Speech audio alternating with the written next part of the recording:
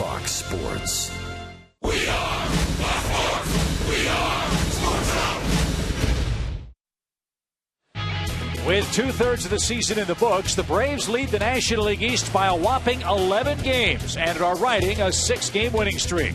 The kids on the hill have been schooling hitters this homestand. And tonight, Julio Teheran takes command behind a lineup full of buzzsaws. The Braves eye a second consecutive series sweep. It's Game 4 against the Rockies, and it's coming up now.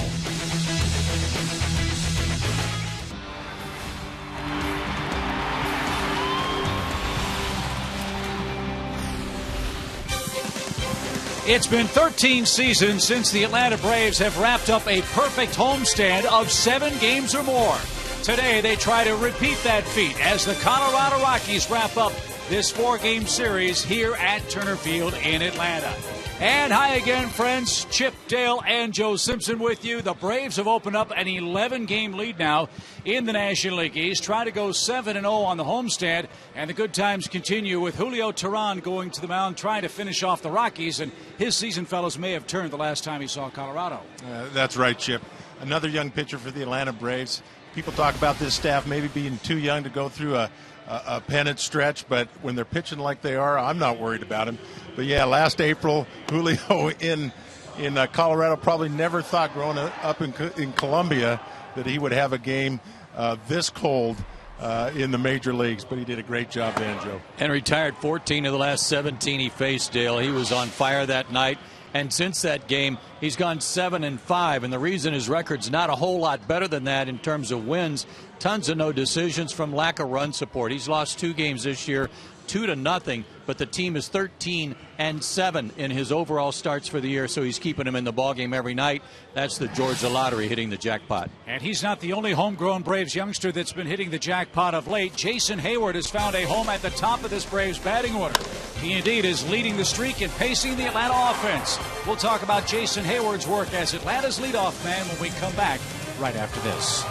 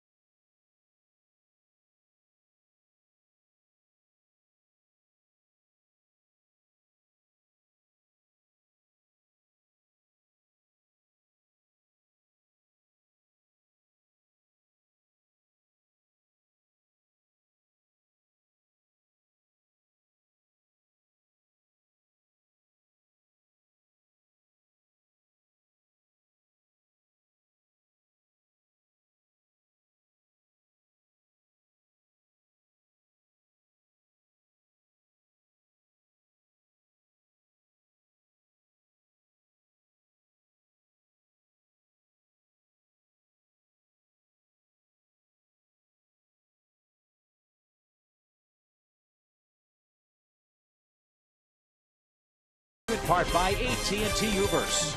by Delta Airlines, by Ford, and by Smurfs 2 by Sony Pictures. The Atlanta Braves this year have used 7 different men in the leadoff spot this season. Jason Heyward is the latest and, frankly, is undefeated in this homestand since batting first for the Braves. Maybe they found a keeper in the number 1 homer. Yeah, absolutely, Chip. I think it's uncanny how Freddie Gonzalez has taken this lineup and plugged guys in all over it, and they've done the job that place in the order needed to have done. Jason Heyward, we're only thinking maybe Corey Hart is a taller leadoff hitter in the game. We're not sure about that, but you typically don't see someone this tall. But Jason Heyward has done everything asked for in a leadoff hitter. Thank you, Smurfs 3. Jay Hay leading the way his last 5 games, hitting .333, scored 7 runs and 5 RBIs. And as you said, Chip, team is 5-0 since he went into that leadoff spot. Remains to be seen how much longer he will be there, but as long as things are going as well as they're going right now, why not leave him there? Exactly right, Tom Hart. If it's not broken, don't fix it. Jason Heyward is becoming a fixture in the leadoff spot. Chip, proof is in the numbers. His batting average is 54 points higher in the number 1 spot. His on-base percentage is 48 points higher. The secret, Freddie Gonzalez says, is his patience. His approach is a patient one, whether he's hitting first or second or third or wherever you put him. He's going to see a lot of pitches. He's not going to expand the strike zone for the most part, and he's not afraid to walk. And that's historically he's done that. His batting average is better the first time he sees a pitcher than the 4th time he sees it, which makes Jason Heyward at 6'6", 240 odd, but the perfect choice to lead off. He'll be back there again tonight as the Braves look for the sweep against the Rockies and look to end this homestand perfect. Time to dance as the Braves head to Philly, but first, Colorado. And cheek pinching, I don't get that, but Chip, Joe and Dale will explain it when we return.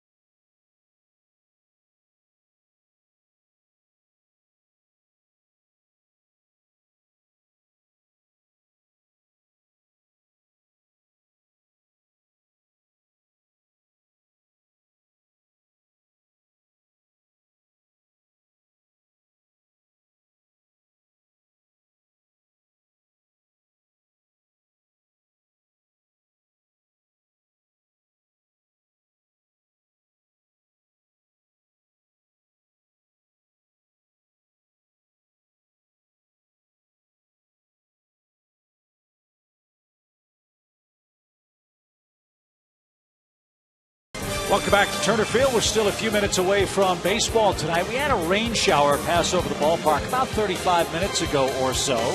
The grounds crew had to cover up the infield. They just got the tarp off. They've got the batters boxes and foul lines laid out. But our game will be delayed about 3-4 minutes or so before Julio Teheran and the Braves try to wrap up a 4-game sweep of the Rockies and complete a 7-0 homestand here at Turner Field. So we'll take another quick break and come back with baseball for you right after this.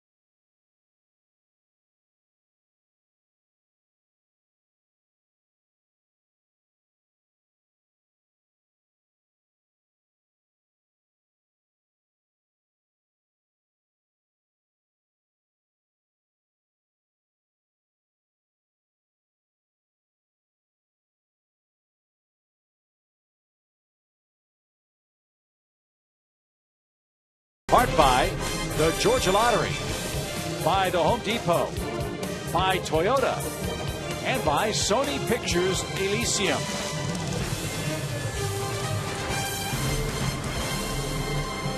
Braves and Rockies will wrap up their hostilities for the 2013 campaign. As we've mentioned a couple of times already, this has been a great homestand for the Braves, and who better to keep that going than a Rockies opponent that has not enjoyed their visits to Atlanta the last couple of years. And the run differential, they're not just losing, they're getting peppered pretty good, including in this series, the way the Braves have really come out early in the ball games and kind of put them away. Yeah, well, the guys are just feeling it. There's no other way to say it. They're feeding off each other. I think they're, like we talked about last night, their approach is relaxed. Everybody feels like they're going to get the job done no matter who goes up there. And that's the way you hit. That's the way it gets contagious. So those were our Ram Trucks power stats. One more break, and then we promise we'll get the game underway for you here in Atlanta.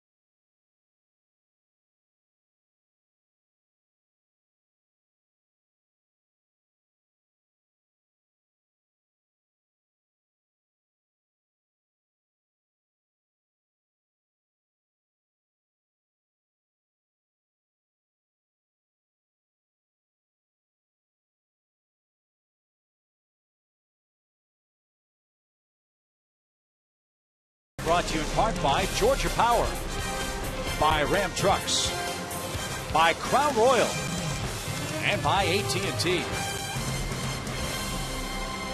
It's turning out to be a lovely evening in Atlanta. As we mentioned, a brief rain shower. That's why we have a little bit of a delay at the start of the wrap-up with Walt Weiss's Colorado Rockies. The Braves have been rolling. They've won 6 straight games. They have the best home record in the National League at 37-15. They've opened up an 11-game bulge over the second-place Washington Nationals.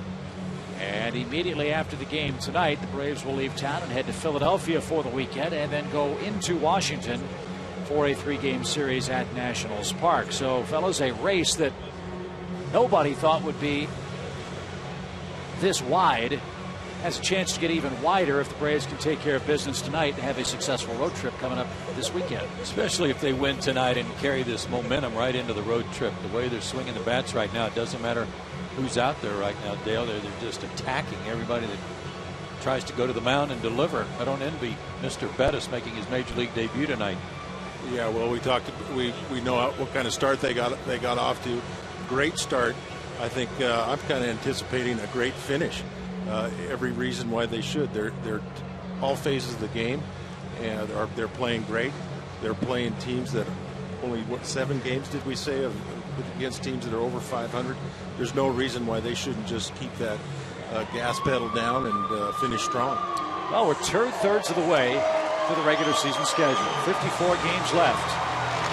Starting tonight with the Colorado Rockies, and at long last, Julio Teheran and the Braves make their way to the field. And here's the Rockies lineup. A couple of noticeable absences in their lineup. One, Michael Cuddyer, and secondly, Carlos Gonzalez. Gonzalez injured. Cuddyer has a family emergency and had to leave the ball club today. So Dexter Fowler leads off in center field. Corey Dickerson is in left. Tulowitzki moves to the 3rd spot with Willen Rosario, the cleanup man, behind the plate. Might be the last game we see Todd Helton in a Rockies uniform here in Atlanta.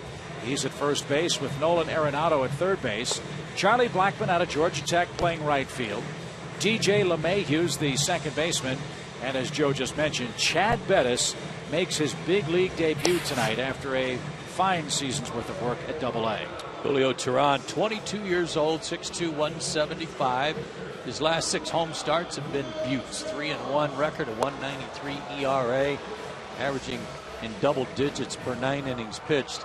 That start against Colorado on April 23rd, 7 innings, 1 run, no walks, 3 strikeouts. Retired 14 of the last 17 he faced. And remember, it was 30 degrees at game time. Ford Keys to pitching success. How about a little run support? Get rid of some of those no decisions. Pick up a W tonight. And it feels 30 to me. How about you guys? Yeah. Yeah. I like the way you're thinking. It is. And one thing we haven't talked much about in this series and on this homestand is Atlanta's defense. 1 error. And that came last night late when the Braves were blowing out Colorado, the final 9-0 Atlanta. One more note on Teheran. For a 22-year-old kid, you wonder when the light's going to flip on for him. And when you talk about that Colorado game, I think it's safe to say, fellas, after the first 3 starts, I don't know if the Braves really knew what Teheran was going to be. He had not pitched particularly well. He'd given up 13 earned runs in his first 16 innings of work. Since then, he's given up 30 runs in his last 110 innings. And early on, too, Chip, you might say he was a little lucky, too. He wasn't picking up any losses. The team was taking him off the hook, even though he might be giving up about 5 runs a game. So he was getting some run support early, and that helped cover up some of his mistakes. Now he's pitching great, and he is scuffling to get some run support. It's fun to see these guys grow, though, and mature and see them gain confidence on the mound. I was thankful I was here that day. He almost threw the no-hitter, had the 1-hitter, and wow, dominant. And he'll face Dexter Fowler, the Rockies outfielder. And the first pitch is popped out of play for a strike. I thought it was interesting, too, that Julio said after his last start against the Cardinals, his command against St. Louis was the best it's ever been, even including that near no-hit bid against the Pirates.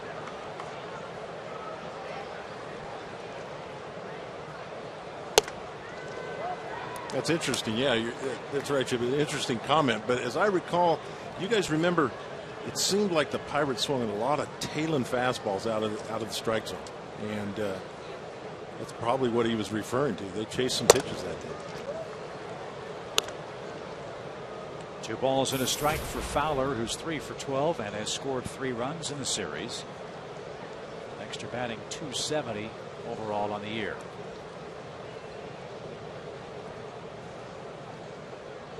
Don't want to walk him. 3 balls and a strike.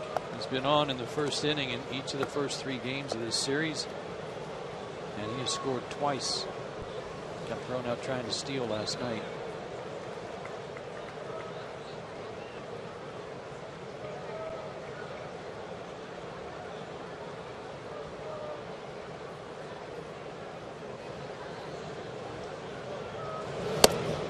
Fowler walks on 5 pitches to start the game. So Teheran has to go to the stretch right away,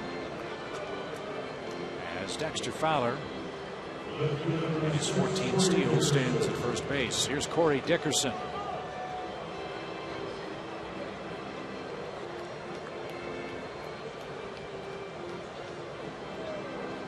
Carlos Gonzalez re-injured his finger last night in the very first inning. Struck out by Mike Minor, lost the bat handle that hit the umpire, it hit Brian McCann, and it's the right middle finger for Carlos Gonzalez that was hurting even before the series began. You can see it taped up on the Rockies bench. And Cargo said in the papers today he is not planning on going to the disabled list. He said it's just a lingering problem. He'll take a couple of days off and hopefully be ready to go, perhaps in Pittsburgh. He's not playing, Kadyr's not playing, and Tulowitzki's 0 for 10 in this series. That you're catching him at the right time in terms of their lineup. But a lot of that 0 for 10 for Tulowitzki is the way Atlanta's been pitching too.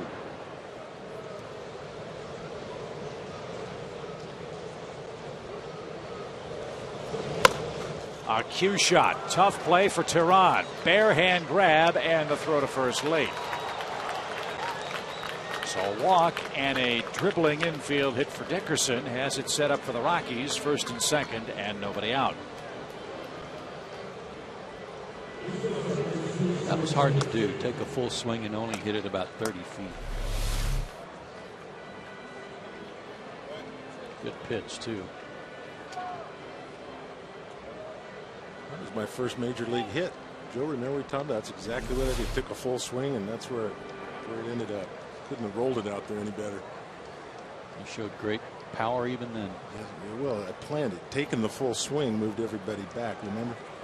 Full swing. Bad contact.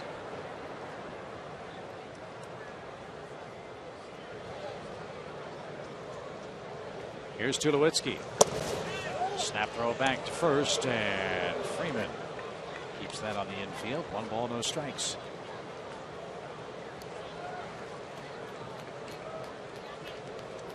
Good idea there. Keep the runners honest, especially that trailing runner who with a guy on second, no one holding you on, you have a tendency to be down there quite a ways to break up a double play. This keeps him a little bit closer.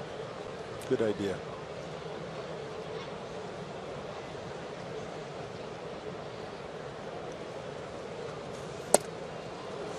Well, if Kadyr's not playing and Gonzalez isn't playing, but obviously you want to keep this guy under control if you can.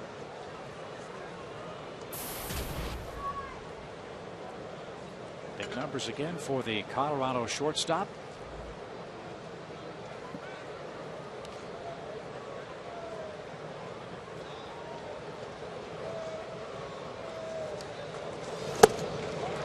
Boy, he was a little late. I'll say he was late. 93, good fastball.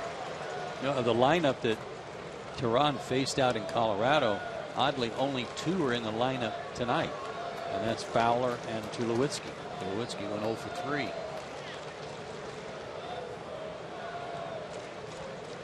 That'll help you clobber a club during a season series. A hitter as good as Tulowitzki, 1 for 19 against the Braves staff.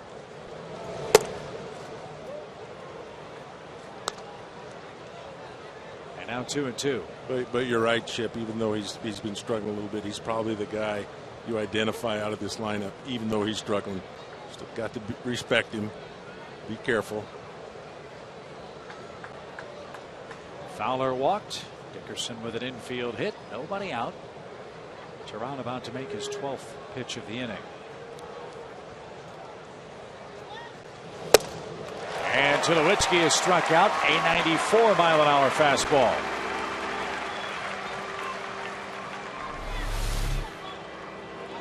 Well, Joe, you were right on the swing and miss before he was late. This one is a mile per hour faster, so he's a little late there too. Looks like he might have trying to lift the ball a little bit. He looked like he was taking his hands with him too. Yeah. He was overstriding a little bit, and boy, did that slow him down when he took his hands with him. That's not how he normally swings. Well, no matter how experienced you are, sometimes you get into a little funk and you'll start doing things a little different sometimes. And you get in a hurry. Yeah.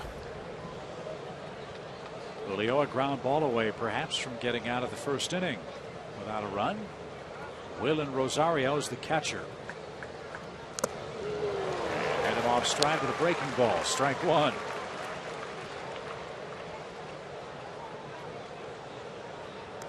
This guy's a big part of Colorado's future. We mentioned earlier in the series he set a franchise rookie record with 28 home runs last year. He has 15 this season and 52 batted in.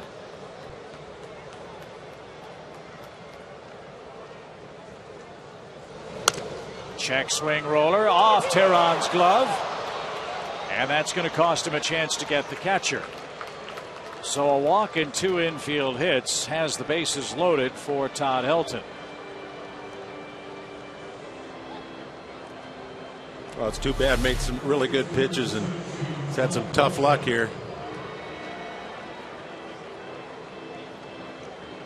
I'm not sure Anderson had a play either, but I agree he with was you. the only guy that was going to have a play. Yeah. Maybe with Rosario running, he probably had a shot. Matthew Kaminsky, the stadium organist, just taunted Todd Helton by playing Glory, Glory to Old Georgia. Todd Helton stepped in the batter's box. Base is loaded, 1 out for Todd. And he takes a strike.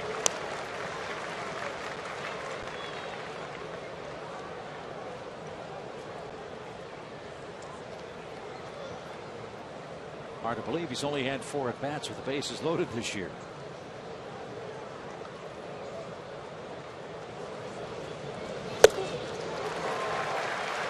They are late. Yes.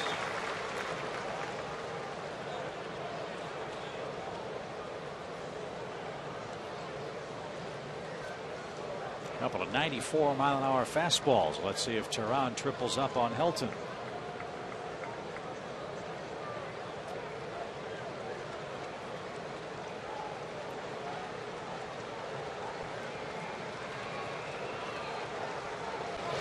He did, and blew it right on by at 95 this time.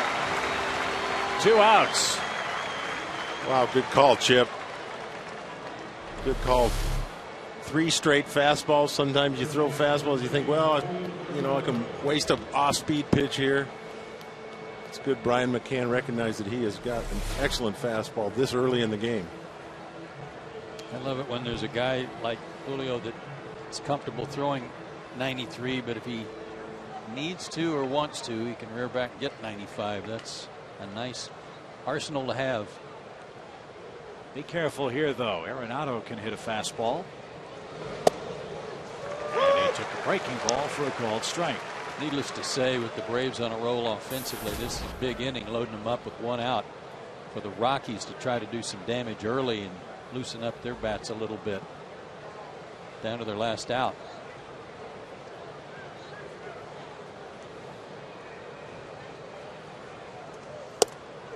Strike 2.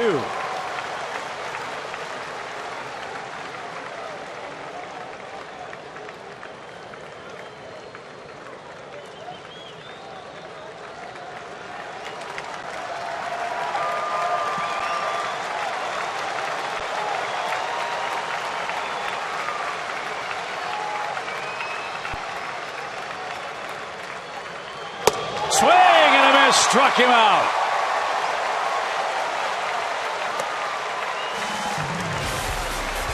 How about that first inning for Teheran? The Rockies load him up and fail to break through.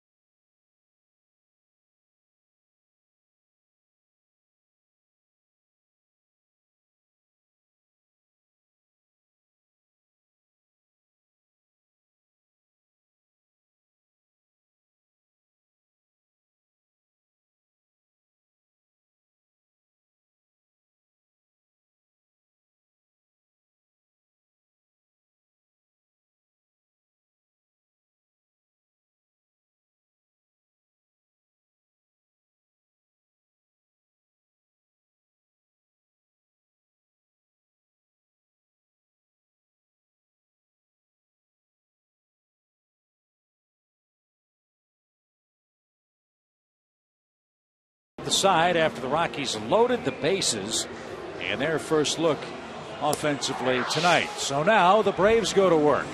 The Atlanta offense has been awfully hot. In fact, in this series, 16 for 39 with runners in scoring position. And it's the same starting 8 in the same order. The same rule applies. If it's not broken, don't fix it.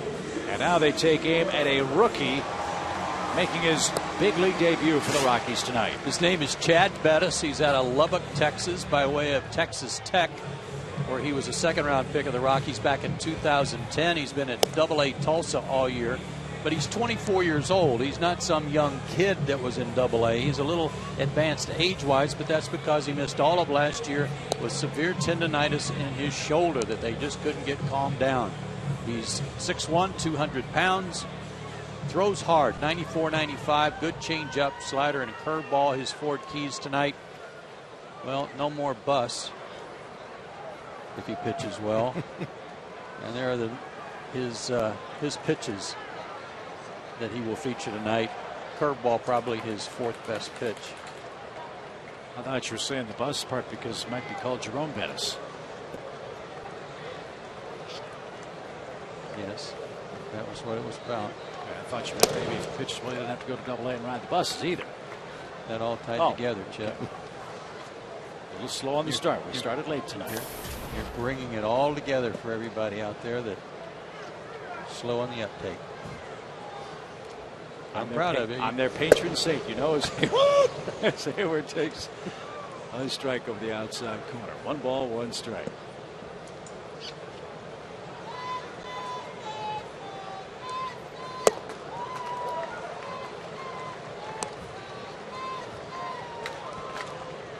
What a job this guy's done leading off for the Braves. 7 different men have batted first for Freddie this year. And Heyward has scored 6 runs in this series. He's reached via the walk. He's reached on a strikeout. He's reached on an error. And he's had a bunch of hits too. So the on-base percentage for Heyward climbing rapidly. Nothing better for a leadoff hitter than to have your teammates hot behind you. You're going to score a lot of runs. And he reaches with a leadoff walk. Bettis wanted that pitch, didn't get it from Marvin Hudson, the home plate umpire. Well, he's supposed to be a real tough competitor. If there's a little bit of a question ability-wise, it is about command. He can be a little wild with his 94-95 fastball. You know he's going to be amped up tonight. Didn't miss that much, 3-2. Justin Upton is the Braves hitter. He's riding a 5-game hitting streak. You know, it's also interesting, 7 different leadoff guys, and all the lineup changes. Usually that's an indication the team's kind of struggling, but not the case here. Plug them in and let them do their thing.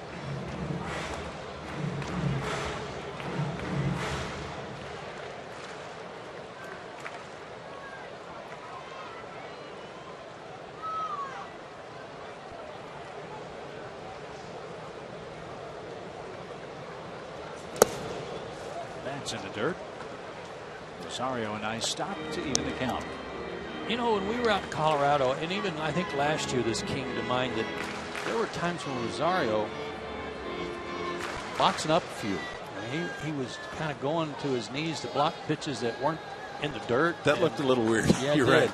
And that's what so reminded you've seen it. You've seen it before. Yeah, it reminded me of that. That is smoked to center. Fowler going back at the wall. It's gone. A 2-run homer.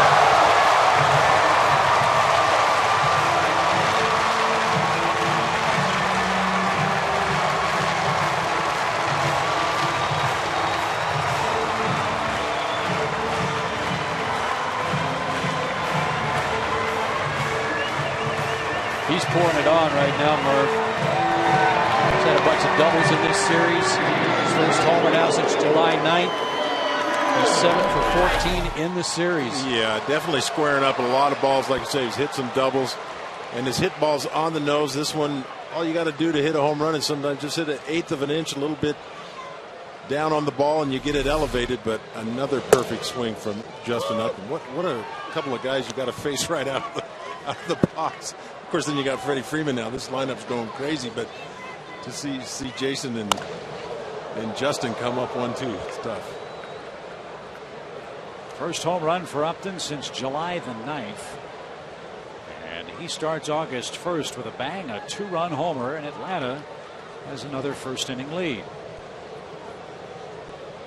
And a bouncing ball to short. Tulowitzki's got it. And the throw to first in time for out number 1. Is Chris Johnson all right? May have gotten hit by the foul ball off Freeman's bat a second ago.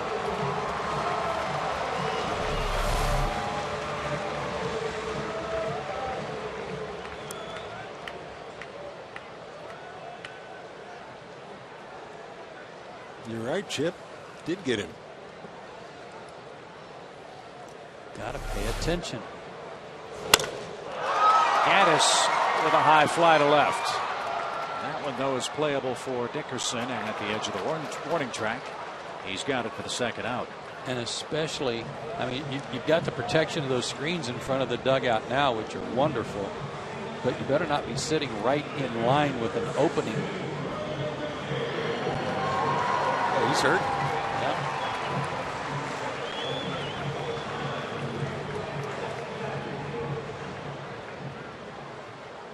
Wear that ankle guard when he's sitting on the bench next time.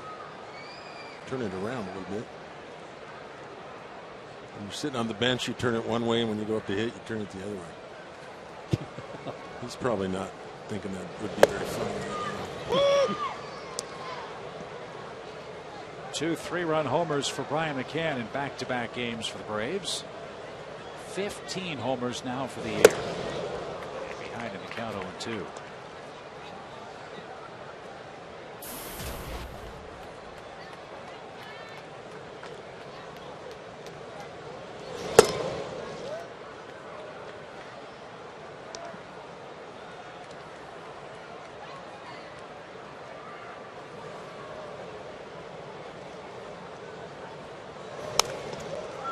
Right on that fastball. 1 ball, 2 strikes. Bettis throws across his body just a little bit. His stride is not directly at home plate, a little to the third base line, which might help create a little bit of movement on his fastball.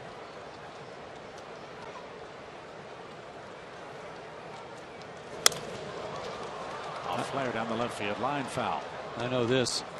With the way that the first 3 guys in this series pitched, and as well as they'd been pitching, you'd almost think that the scouting report was, well, Braves can't hit fastballs down the middle straight, because that's about what they were doing, and Atlanta was teeing off.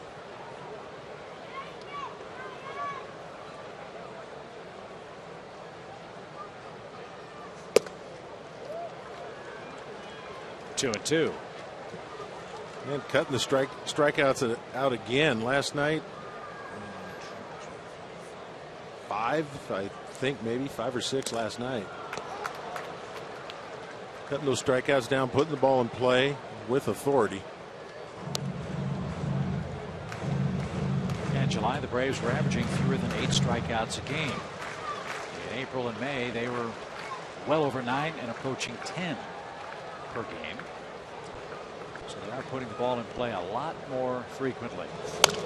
It's been very noticeable. As the Braves in July scored more runs per game than any other team in the National League on average. And winning 15 of 26 games. And they're leading tonight 2-0 on a Justin Upton homer.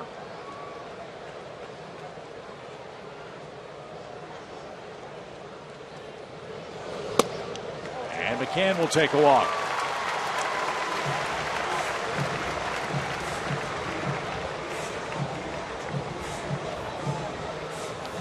Take another look at Chris Johnson in the dugout on that foul ball. See if we can pick anything up.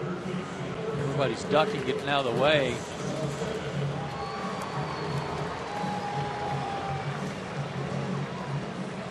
And Chris was exposed, trying to get out of the way. Kind of covered up Dan. Ugla helped that, but he got nailed.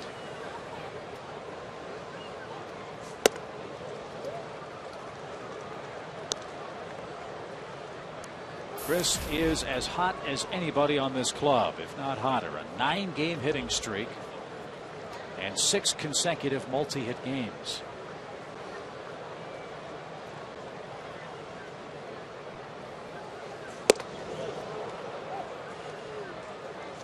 He enters play tonight batting .342. And that .342 mark has him 12 points ahead of Yadier Molina of the Cardinals, who's disabled. 13 points ahead of Michael Kadire, who's inactive tonight. And 25 points ahead of Joey Votto of the Reds, who's in 4th among National League batting leaders.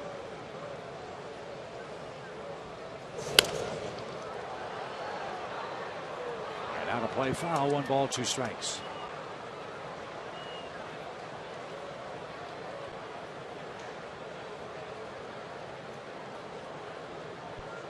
Well, on Twitter, guys, I was asked last night when we or the baseball people in general are going to start talking about Chris Johnson and Brian McCann as MVP candidates. And I said tomorrow. Yeah. Let's talk about it. I mean, what Chris Johnson has done. Man alive. I mean, it's just,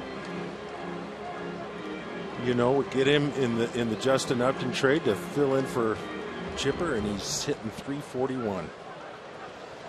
If you had to pick an MVP of the Braves right now, it'd be hard to pick lineup wise. Yep. 2 balls, 2 strikes.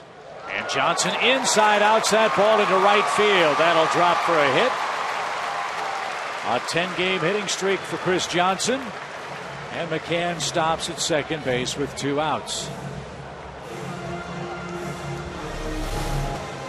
He was late on the first couple of fastballs he saw, but got his hands in like he does so often when he's behind in the count. Got his hands in and uses his hips well.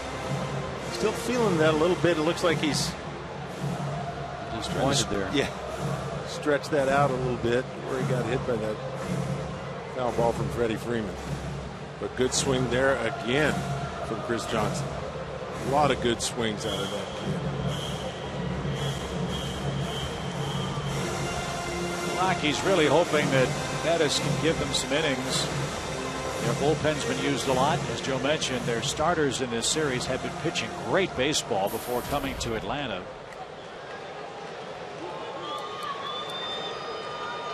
But Jim Wright's made far too many pitching mound conferences for the Rockies' liking, and he has one under his belt here in the first. Dan Uggla, the batter, 1 ball, no strikes.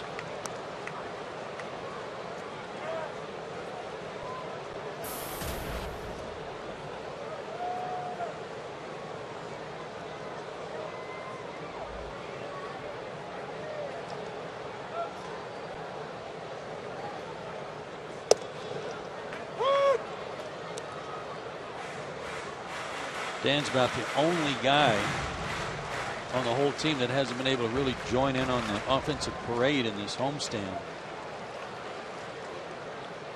Just 2 for 23.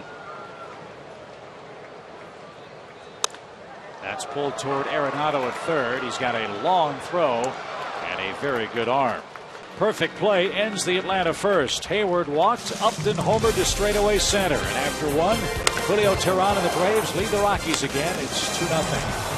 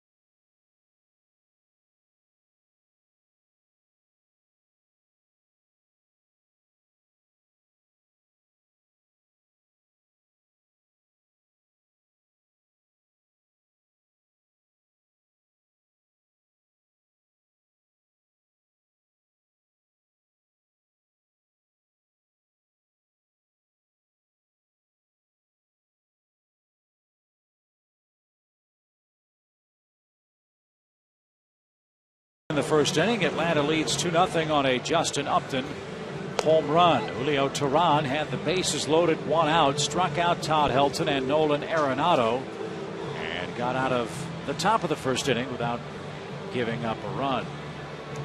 Didn't mention the umpiring crew today other than Marvin Hudson behind the plate.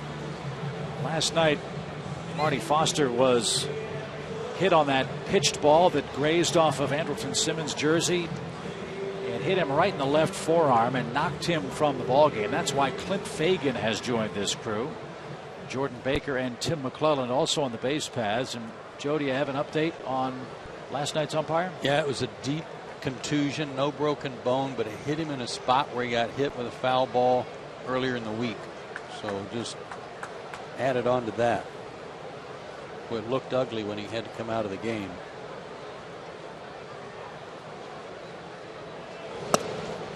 Charlie Blackmon leads off for the Rockies. He's the right fielder tonight.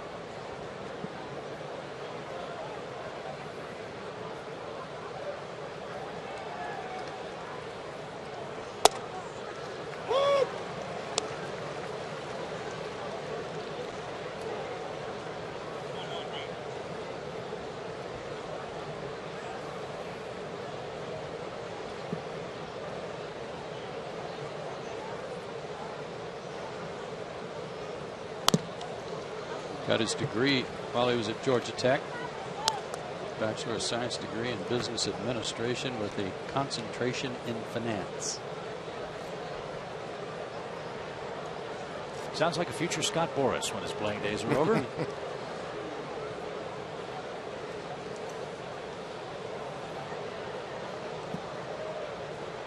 ball, 2 strikes.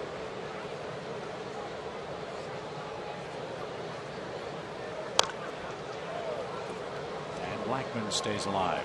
Sounds like a good thing to do if you got a chance to be a professional athlete with all the challenges professional athletes have had. It should be a required course for guys that got a shot, so we can keep track of some of that money they're making. Some sad stories out there. Yes, there are.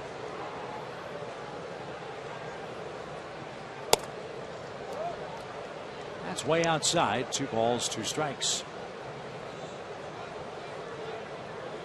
Blackman, LeMahieu, and Bettis for the Rockies.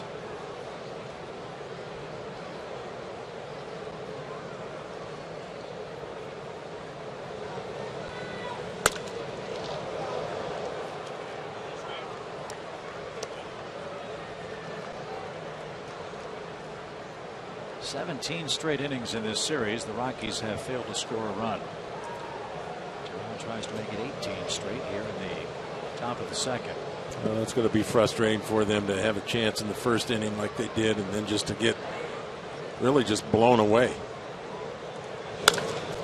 Blackman golfs one into the right field corner. Upton will play that off the base of the fence.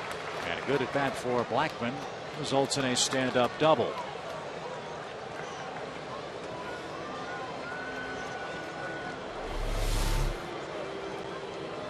Well, good swing by Blackman. Looks like a little flat breaking ball.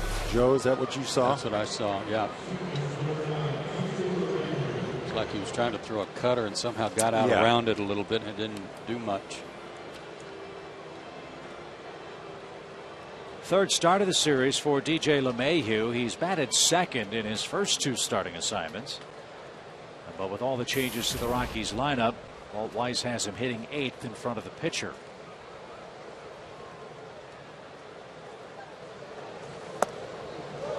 Takes a ball low, 1 ball, no strikes.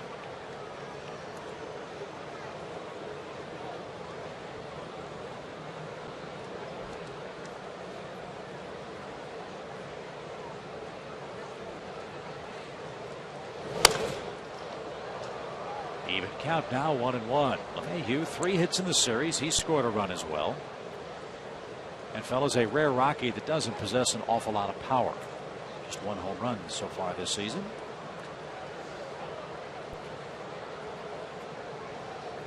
It's kind of hard to move him out of that 2 spot because he's so good at handling the bat. But Dickerson in there tonight is very fast, and they wanted his speed at the top of the lineup with Fowler. To right, tailing away from Upton. Justin can't get there, and it'll bounce in fair territory. The throw comes to second. Close play and safe.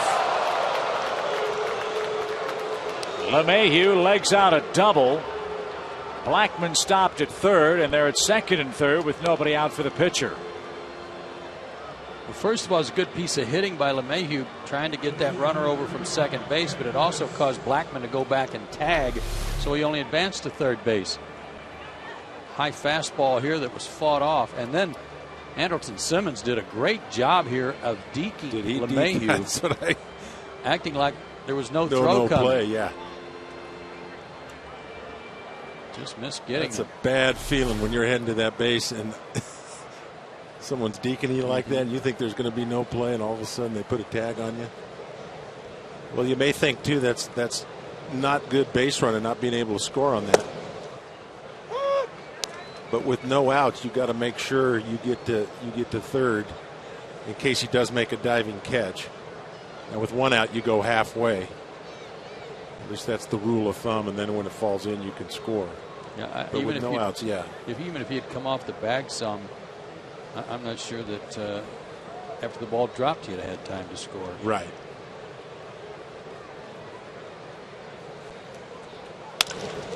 Back to the mound. And Teheran retires Bettis on a comebacker. 1 away.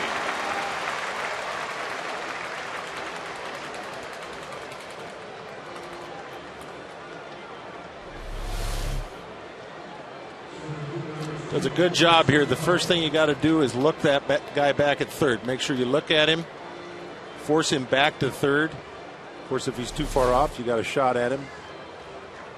You got all the time in the world to throw it to first. Make sure you get that guy back to third. Good job by Julio. Good reaction. Second and third, 1 out now for Dexter Fowler. Julio does a great job fielding his position. Good athlete, good hitter. Has that excellent move to first on pickoffs. He is quick.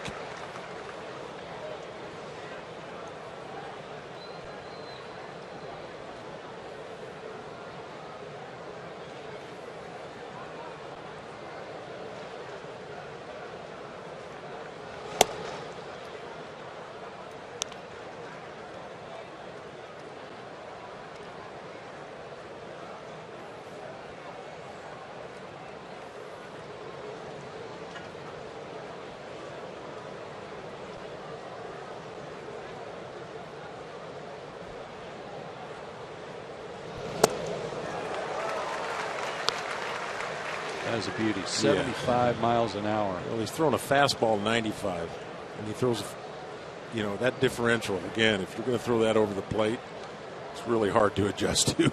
Not only was 20 miles an hour difference. Fowler out on his front foot, he was camped out on his front foot. He's still waiting. See if Teheran can finish him off without contact. Tried the fastball, and Dexter's still alive at 1-2. Well, that was a good decision. I like Brian McCann. I think if Brian McCann looked like he was asking for a little bit, the pitch that was a little bit higher, I think he actually got away with a little bit of a mistake there. If he makes that about a foot higher, I think Fowler chases. See what they go to now. They got him pretty well set up. They can kind of go to whatever. Brian's using multiple signs here with a guy on second, so I don't know what we got going here.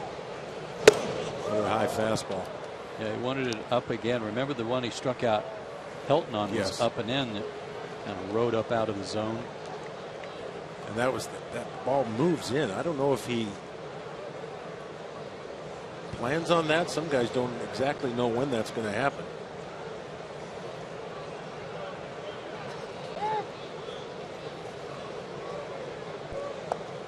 If he can tie up a left-hander with that pitch and sail it away from a right-hander, they chase out of the zone. He'd like action on the 2-2 pitch.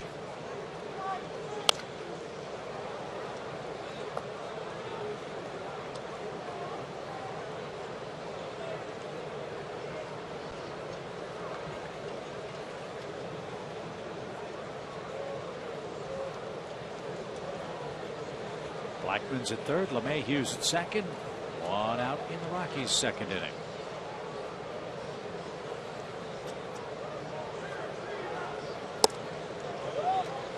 Full count.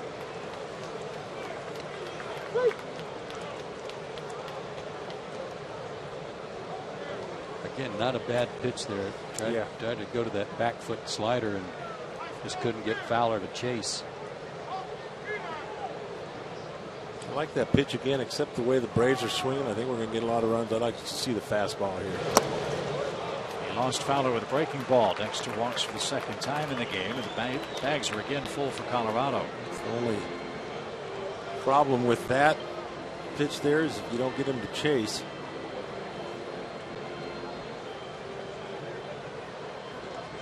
The bases again. Did not walk anybody in his 7 innings against the Rockies out there. So for the second straight inning, the Rockies have a runner at every base. Corey Dickerson's the hitter. He has an infield hit tonight.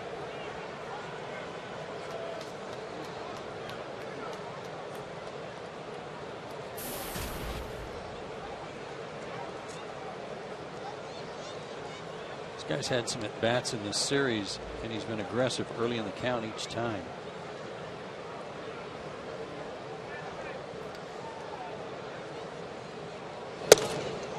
Bell-tie strike.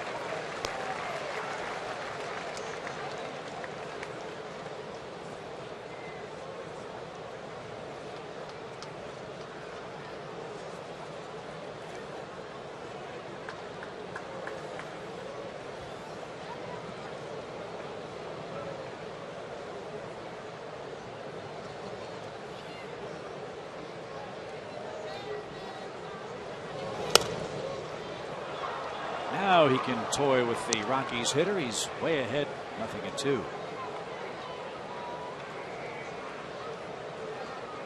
Dickerson was an 8th round pick in 2010 out of Meridian Community College in Mississippi. He's from Macomb, Mississippi. His first year in the Rockies organization, he played at Casper for the Casper Ghosts.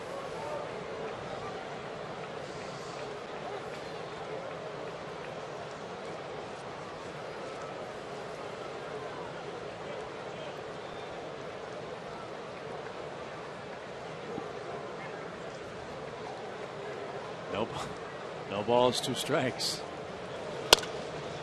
And bounced foul by Corey Dickerson.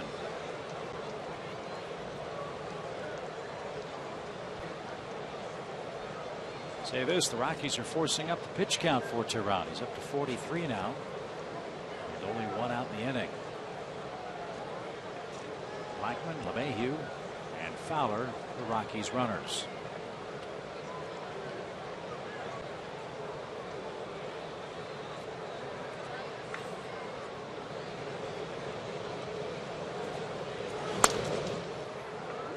That was too good a pitch.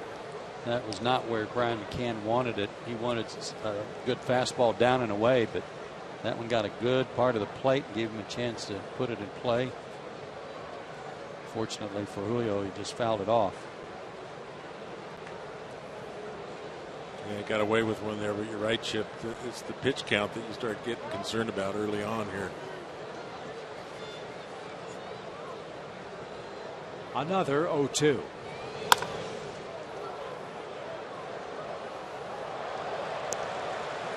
He seems bound and determined, these left-handed hitters, to throw that slider down and in.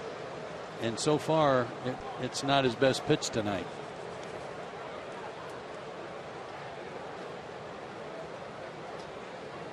"25 pitches in the inning."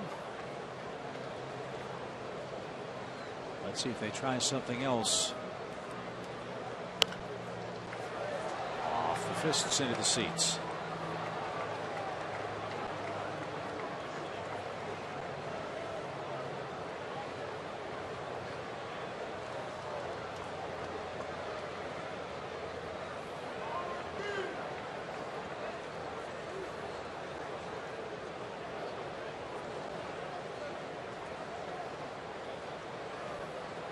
Pitch right there at 94. He can throw that whenever he wants. That pitch you cannot handle.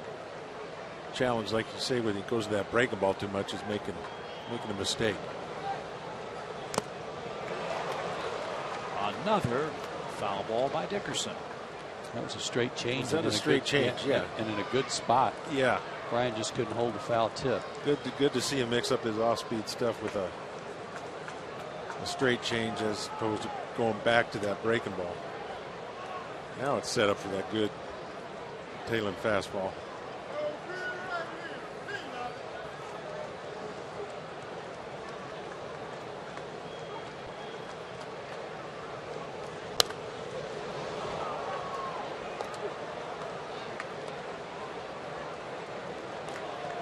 A few times that Brian McCann has asked for that high fastball, he just hasn't got it quite high enough for them to swing and miss.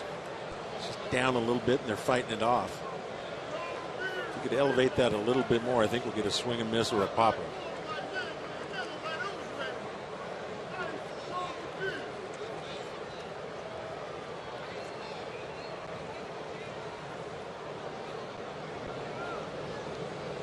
Another 0-2 pitch. And another foul ball.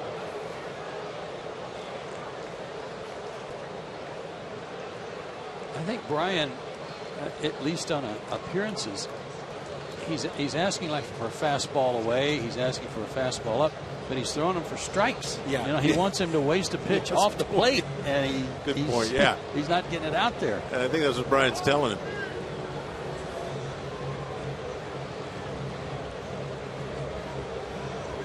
So the 10th pitch of the at bat,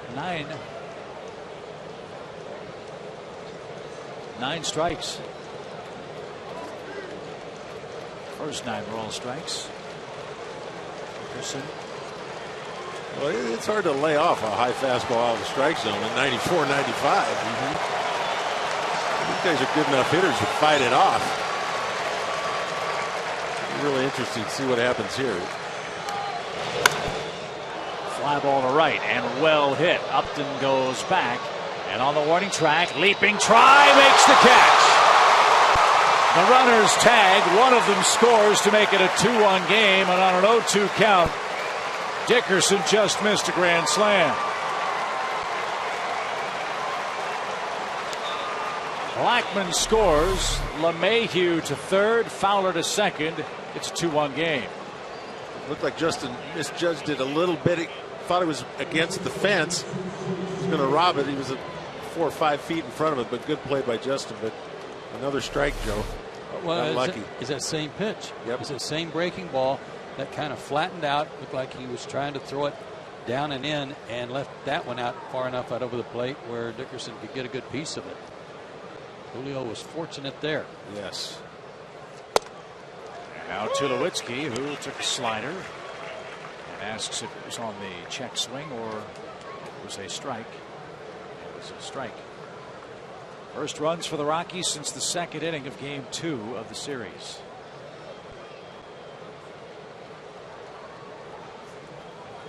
And having to raise the inside corner, Tulo didn't like that.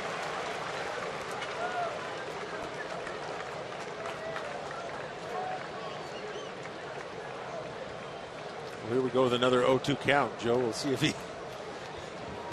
he learned a little bit. You know, it's not like it's going to bring your pitch count up if you go a little bit out of the zone. You don't want to just go completely out of the zone and make it a no-purpose pitch.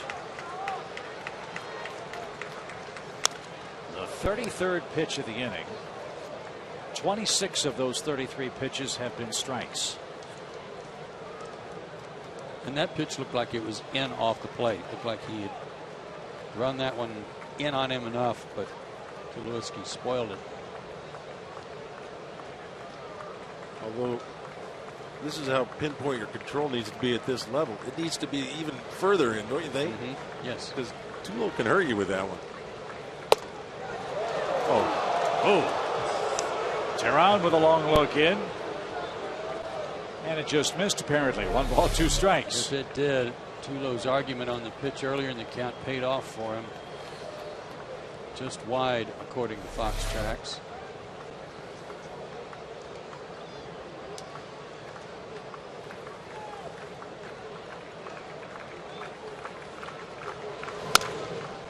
And now Tulowitzki starts fouling pitches away. Can you throw too many strikes? Yeah, you can. I mean, I think, like Joe mentioned, he's very fortunate so far. He's thrown a lot of strikes. He's got a good fastball. That's why guys aren't catching up to it.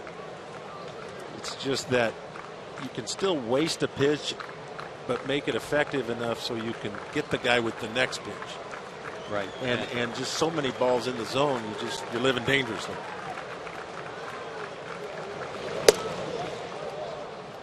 Didn't offer there. 2 balls, 2 strikes.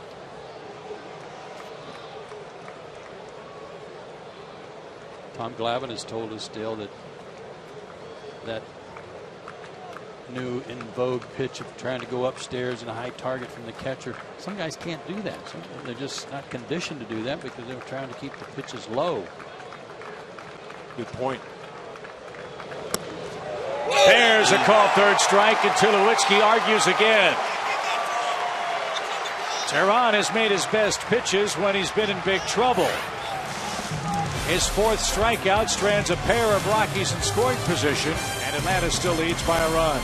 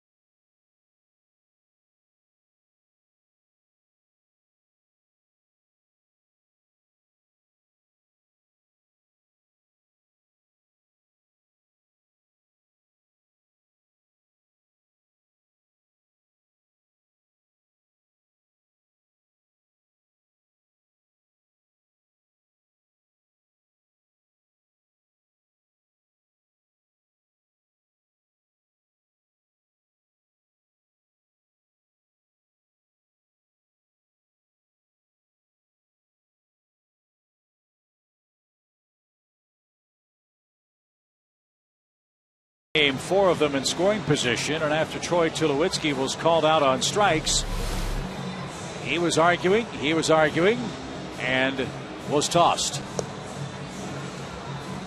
It was almost like he was going to stand there till he got ejected. He never even made a move to the dugout or to his position. But reading his lips, he just kept saying it was not a strike. It was not a strike. That's not a strike. And eventually, he got to a number that was too high for that's not a strike. So Jonathan Herrera will come in to play shortstop. And now the Rockies offense, which has been held in check by the Braves this entire series, is without Carlos Gonzalez. It's without Michael Cuddyer, and now it's without Troy Tulowitzki for the rest of this game. And the Braves lead by a 2-1 count. So here we go to the second inning. Andrelton Simmons, Julio Teheran, and Jason Heyward are coming up. Simmons is on an impressive run, and for more on that, let's check in with Elizabeth Morrow for the first time tonight. Chip, thank you. Well, we talked yesterday about the fact that Simmons struck out twice in the month of July. He ranks 3rd right now with consecutive plate appearances without a strikeout this season in Major League Baseball. We did some digging on where he compares to former Braves. He's 23 plate appearances without a strikeout shy of this list. He sits at 61. Look at some of these names, the late 70s, 80s, and early 90s favorite, Jeff Treadway. And to think he's only been in a Braves uniform for a little over a year. It's been very impressive, Elizabeth, for him to have that kind of bat control and plate discipline. Joe, were you surprised Murph wasn't on that list? Ouch. Well, no. But there were a couple of names that did surprise me. Really? Bruce Benedict a little bit. And Bruce is probably home watching, surprised himself that he saw his name on there. And Gary Matthews. Good work by him. I was surprised by Rafael Ramirez. Uh-huh. That was surprising.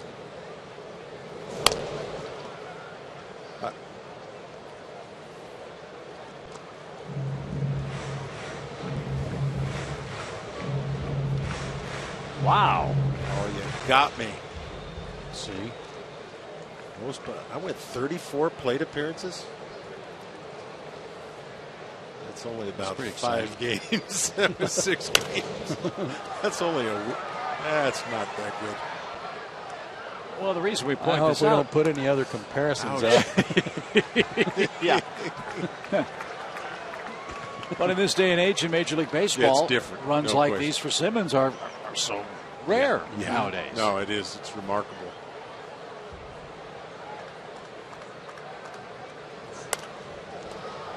Well, we saw it in the minor leagues when he won his batting title. It was some ridiculous amount of strikeouts and very few. He's made that adjustment here. I think what's incredible is the way Freddie has moved him around in the lineup, and he's still continued that, because to me 8th place is kind of a strikeout position. You're going to have some tough pitches trying to get to that pitcher, but very good bat control. Up the middle, Herrera can't get there. Simmons' streak without a strikeout continues, and so does his hitting streak. He's now up to 6 games with 11 hits in his last 21 at-bats.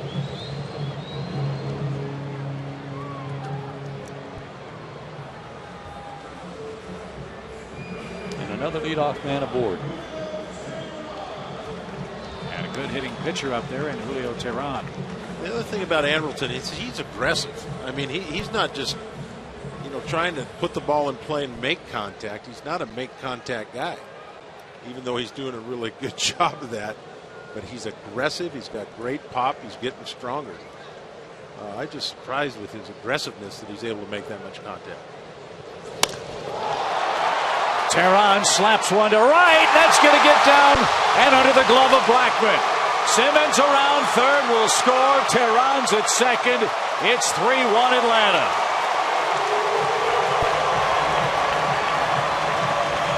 Told you he can hit.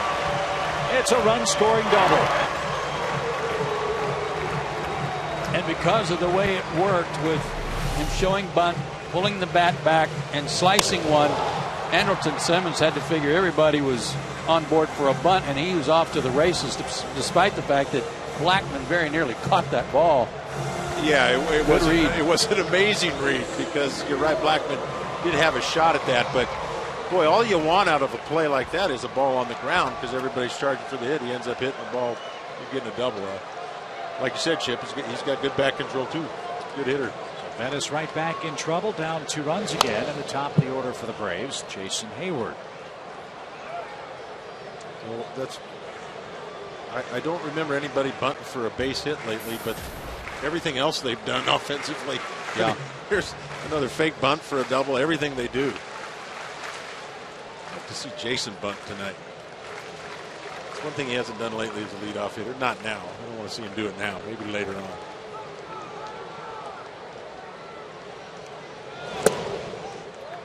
Way outside, 1 ball, 1 strike. Although as a traditional leadoff hitter, it wouldn't be such a bad play as a left-handed to bring it with you right now. Right. But Jason's kind of the hybrid. Got some pop. I don't know if I like it now, but a lot of leadoff hitters would do it. Of course, they'd probably be playing a little bit different defensively.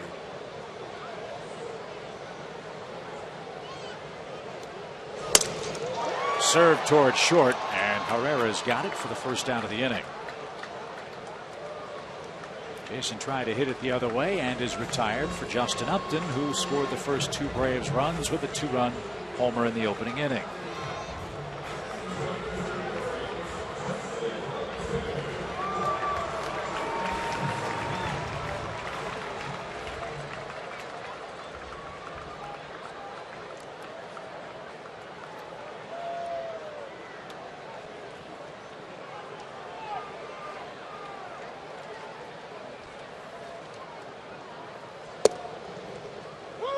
Slider strike.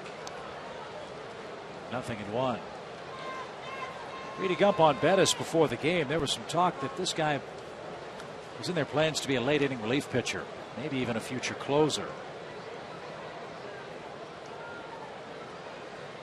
But they like the idea of his power arm in rotation. Fly ball to right.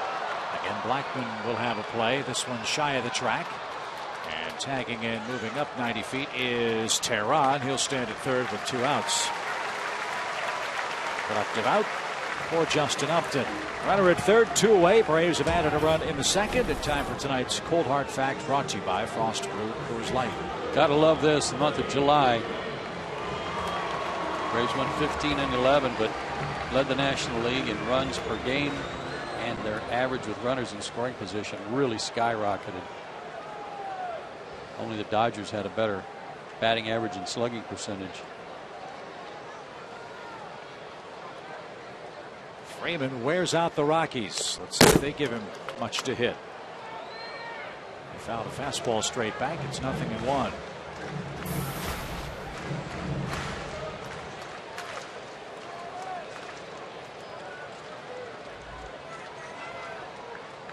In 6 games against Colorado this year, Freeman's hit 2 homers. He's knocked in 7 and scored 9. Atlanta runs. And 10 homers in 21 career games. That's pretty salty, too. His average at .308 with another big homestand for the Braves. Love to chase home Teheran with 2 outs, something that has been a Freddie Freeman specialty since the day he stepped onto a major league diamond.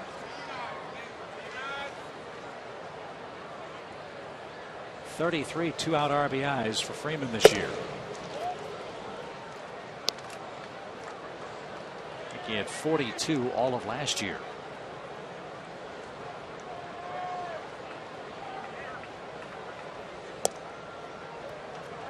Pitching him carefully, as you'd expect. 2 balls and a strike.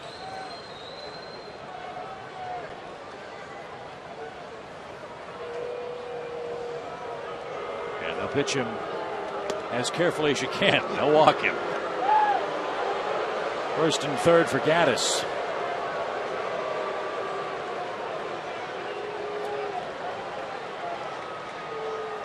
Already 3 walks for Bettis. He had walked 13 men in 63 innings at Double-A. You can understand a bit of wildness in this, his first big league game.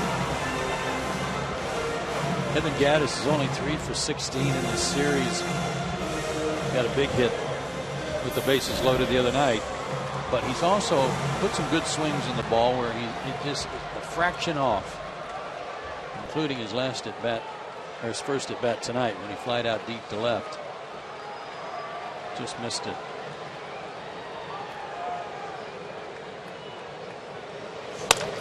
To third, Arenado's got it.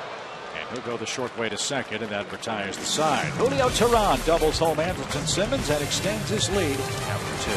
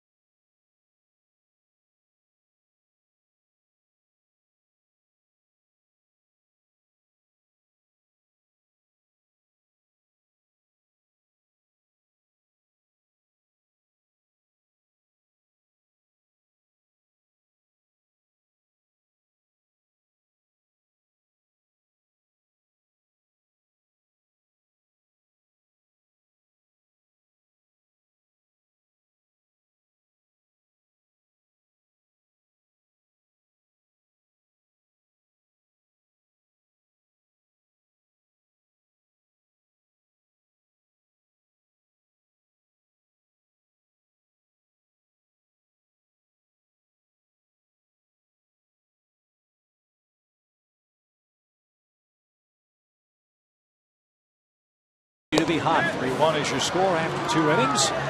Wrap up the series with the Rockies. Head up on our Delta charter to Philadelphia. And as you know, Delta Airlines is always a proud sponsor of the Atlanta Braves. And so is Georgia Power. Time for Georgia Power tip number 5. Ron Gant. Number 5. Save up to $100 a year when you properly use a programmable thermostat. Set your thermostat to 78 degrees during the summer to save money and energy. For more tips, visit georgiapower.com/tips. Mr. Teheran has a 2-run lead, fellas. He could sure use an easy inning. His night off to a good start at the plate, too. Our SunTrust shining moment. Showed bunt. They started charging. Pulled the bat back and drove in the run himself. A slicing double. His second RBI of the year and his 9th hit. In the 3rd inning, Rosario, Hilton, and Arenado are due up for the Rockies. Colorado begins play tonight, 7 games under 500. The Colorado club is in 3rd place out west, but only a game ahead of the San Diego Padres. The Rockies are 7.5 games behind the streaking Dodgers. Arizona's 2.5 back entering tonight's play. Tough road trip for Walt Weiss's club. Pittsburgh and face the Mets next. The Dodgers and Yankees had a heck of a game last night. Scoreless through 8. The Yankees got 3 in the 9th. All the teams in the West were very appreciative too. The Dodgers are threatening to run off and leave everybody. The Dodgers went 19-6 in July. It's their 2nd best July record since they moved from Brooklyn. No kidding. Wow. As you mentioned last night, Joe, Hanley Ramirez had an unbelievable month for the Dodgers. All about Puig, all about Clayton Kershaw. When we saw the Dodgers here in Atlanta, there were whispers that Don Mattingly may not make it back to L.A. as their manager. That's right. I remember that.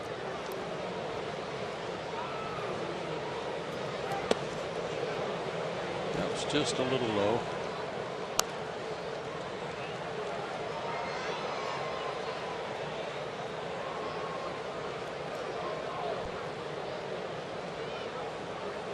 Did that get to the dirt? Barely. Just barely. 1 ball, 2 strikes. Play by Rosario. Reminds me of a pitch I swung at. I went back to the bench, and Bruce Benedict told me if it wouldn't have taken a bad hop, I'd have hit it. I remember that, Benny. He was quick. See how far out in front of the plate. Brian doesn't even know how to block that one.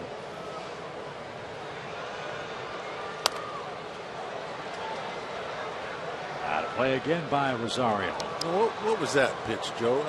That was only 81.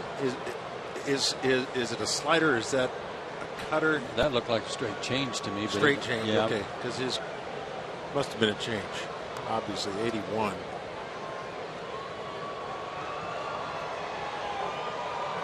Breaking ball comes in there around 75. That's hammered down the left field line by Rosario. It's deep into the Colorado bullpen. Foul. We'll do it again. One of the scouting services reported about this Colorado catcher that he has as much raw power as anybody on their team. Certainly the home run totals last year would bear that out, but not yet a household name with Tulowitzki and Helton and Carlos Gonzalez and Michael Kadire, established major league players.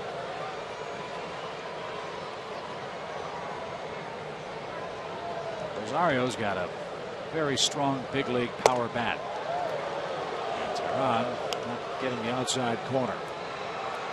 2-2. Good try, though. I like that again. Change it.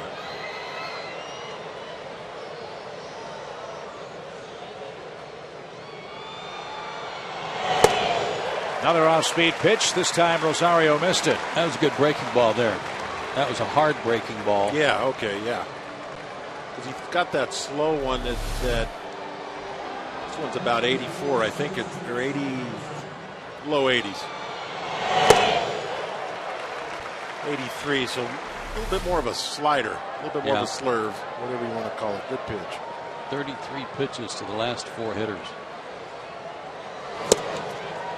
Helton swung so hard his batting helmet came off. Strike one. Julio may have made his best pitches of the night to the perennial Rockies all-star first baseman. I agree with you, Chip.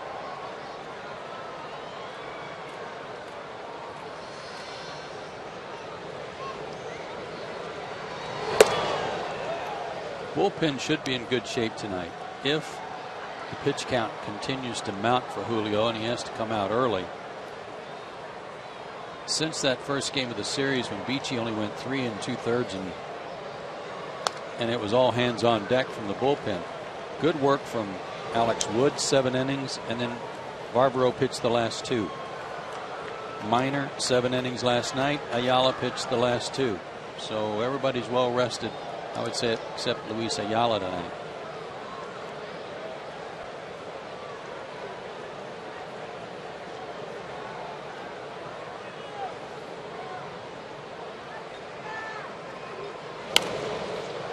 Fly foul again by Helton. He'll stay alive. A ball and 2 strikes.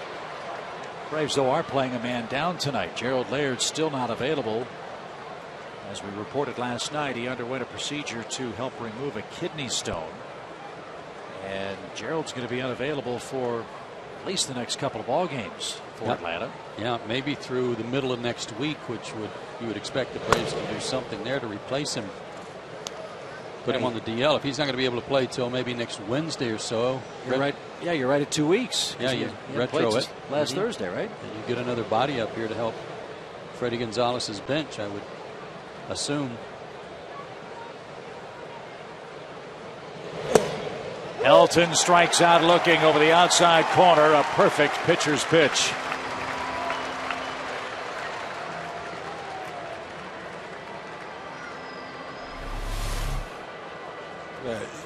No other way to say it. Perfect pitch. Been mixing his pitches up and has really crowded Todd Helton. Especially that first at bat where he just blew him away inside and then he paints on the outside. That's tough pitch to hit. Hey, good hitters will tell you when a pitcher's made a great pitch. Did you see Helton's reaction there? Just disbelief that the ball was right where it had to be for him to take strike 3.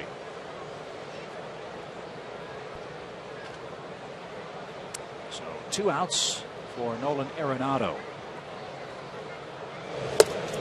I'm going to have to hurry here with 2 outs. But in a stretch from 98 to 2005, Todd Helton played at 152, 159, 160, 159, 156, 160, 154, 144 games.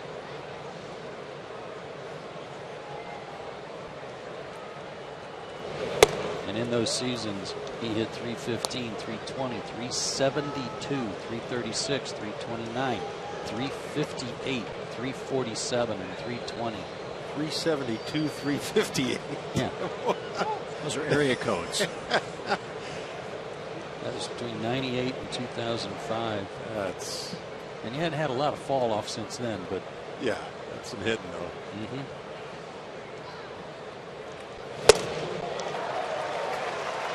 Well, obviously, when you thought of the Rockies, you thought of that guy, because you knew if it's a close game, the 9th inning, somehow, some way, he was going to come up, like Chipper Jones for the Braves or Tony Gwynn for the Padres. And don't know, but Helton may be wrapping up a potential Hall of Fame career this year. And Julio Teheran just struck out the side. He has 7 strikeouts in the game and 4 in a row. More importantly, he leads 3-1.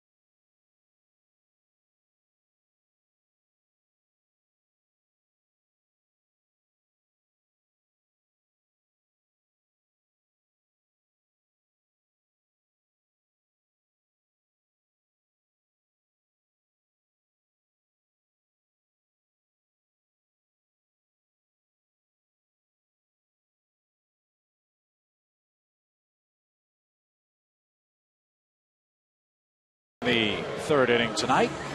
And we invite you to join us on the road for the Braves VIP road trip when Atlanta visits the Cardinals in St. Louis August 23rd through the 25th.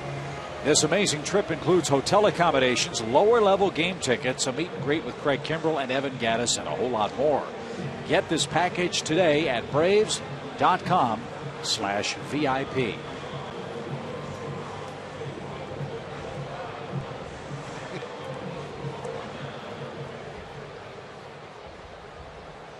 Every single one of our cameramen were in favor of that shot. well, they all chipped in to make it. I don't know why not. McCann drives one to right. Blackman back several steps.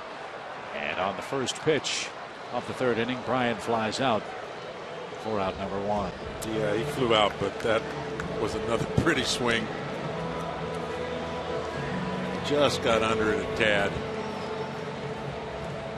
We're off to Philadelphia next, where the Phillies are winning tonight 1-0 over the San Francisco Giants. And terrible weather in Philadelphia all day today. And terrible times for the Phillies, who've dropped 9 of their last 10 ball games. 3 with the Phillies, then 3 with the Nationals on the road. Johnson a fly ball to right. 2 pitches. 2 outs.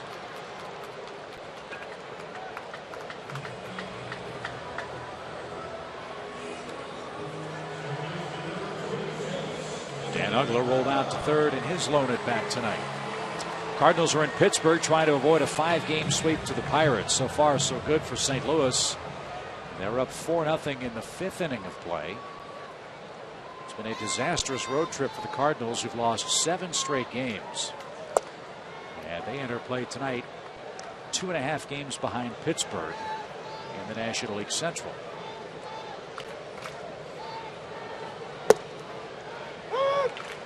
That's going to be a great race all summer long. What's left of the summer, that is, for the Cardinals and Pirates play 9 more times after tonight.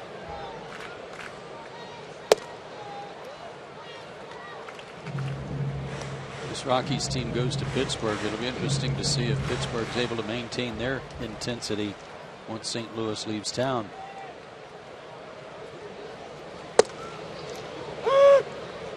Well, it's great for their fans. It's great for that organization after all the years of bad baseball, bad records, and bad luck. They need 17 more wins to guarantee themselves a winning record. But Clint Hurdle's club certainly has their sights set higher than just finishing above 500. Right now, the Pirates have the best record in the National League with 65 wins. And after tonight, not just in the next 3 games, but the Rockies have them 6 of the next 10 days. Ooh. Home and home. That is missed with a big fastball and the count full.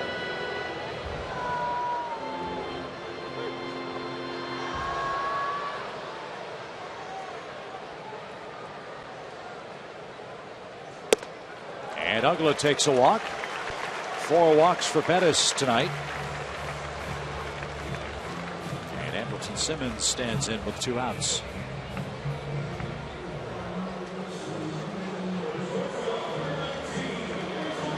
The Rockies have not been able to solve the Braves here in Atlanta. Remember, just a few short years ago, Ubaldo Jimenez threw a no-hitter at the Braves. It was April 17th, 2010. Since that time, the Braves have beaten Colorado here in Atlanta 11 of the last 12 games head-to-head. Winning again tonight. I know this guy is rather max effort on his fastball with the way he cuts it loose, but it's really got some life to it. You can rush it up there. You can understand why they like him.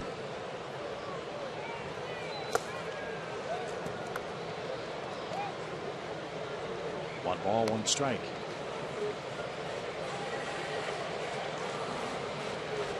Jim Wright, their pitching coach.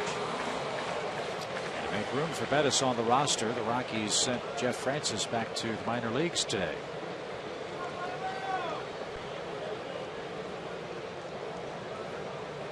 One ball, 1 strike. And Simmons bounces to first. Todd Hilton's got it, even with the bag. And that retires the side. No runs, no hits, a man left. We head to the 4th, bottom part of the Rockies order coming up. Atlanta 3, Rockies 1.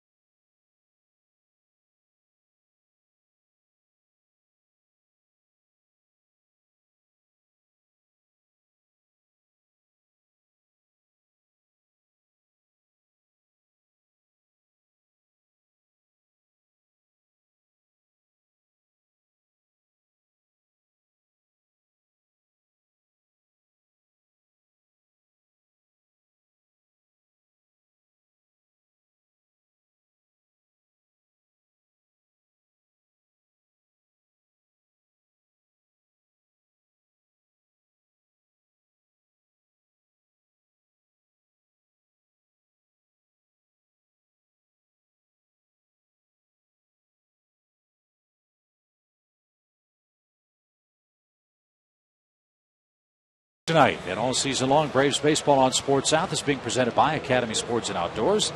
The right stuff, the low price, every day. Joe Simpson, Dale Murphy, Elizabeth Morrow, Tom Hart, Chip Carey from Turner Field. The Braves trying to wrap up a 7-0 homestand tonight.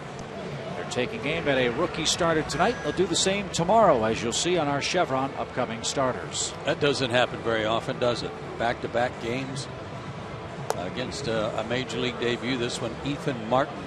Good numbers for him in AAA with the Phillies against Chris Medlin, who's now 7-10. His ERA slowly going down, so good sign for him. Hopefully another W for him tomorrow night.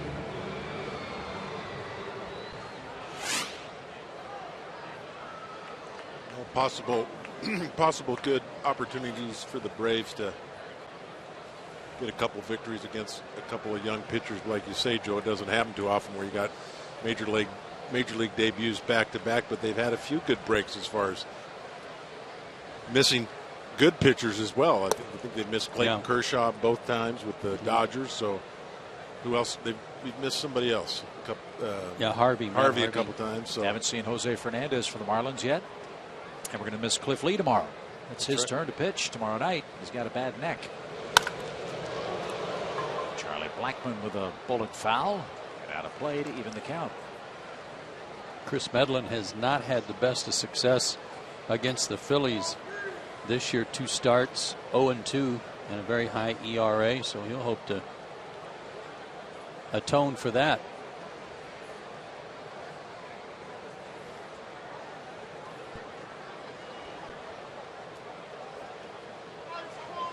One ball, 1 strike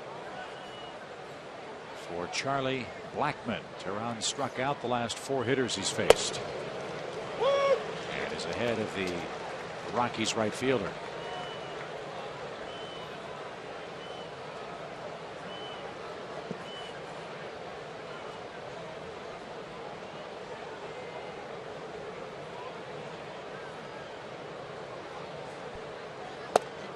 Strike 3 called. 8 strikeouts for Teheran tonight. He enjoys a 3-1 lead as we head to LA for a Fox Sports 1 game break.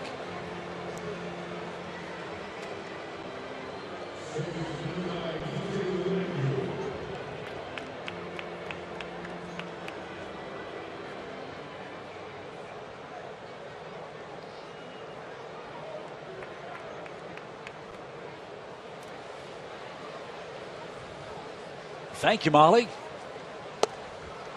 Well, somebody's got to cool off the Dodgers. Maybe it'll be the Cubs tonight.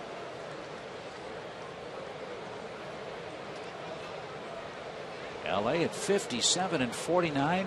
As we mentioned, 2.5 in front of Arizona out west. Speaking of breaks, Braves got finished with the Dodgers before the Dodgers got hot. That's always helpful. Timing's everything. Yeah, you need a few breaks. You need to be good, and you need a little help sometimes.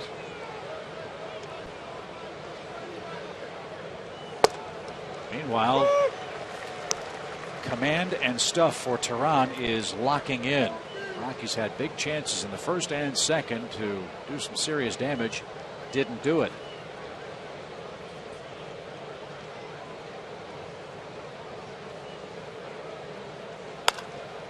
To right, long run, Upton. And that is a fair ball, and that'll be a double. DJ LeMahieu has sliced the ball very effectively twice tonight. And a pair of doubles for him, giving him 14 for the season. And now Bettis hits with a runner in scoring position and 1 out. Yeah, it might be time to start shading him that way.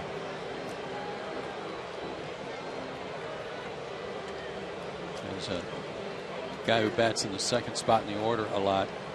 Not unusual that he can go the other way as a right-handed hitter.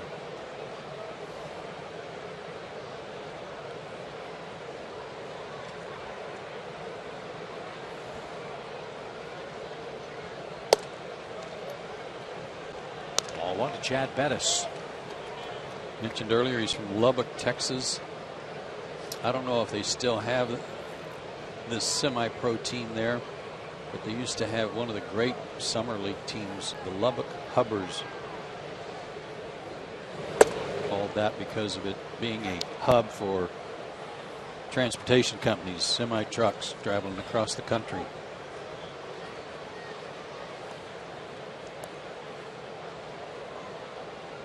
Teheran not happy with that last pitch, so McCann out to talk about that.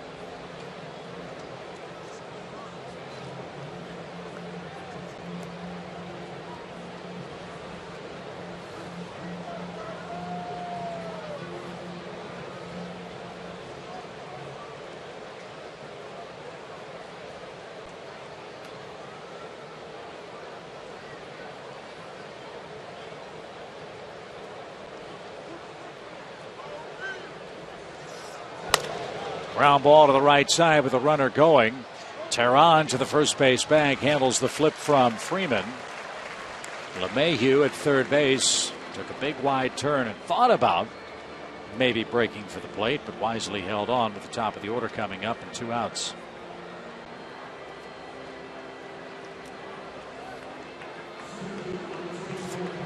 Teheran's walked Dexter Fowler twice.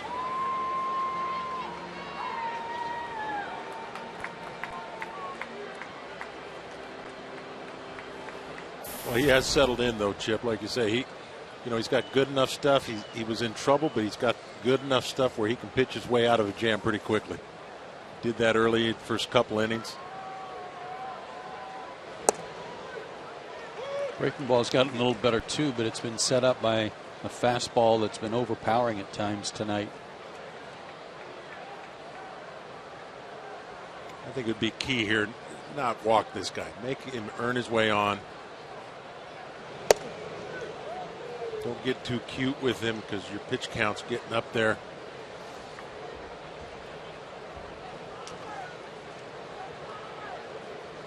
Still throwing his fastball 94, right? Mm-hmm.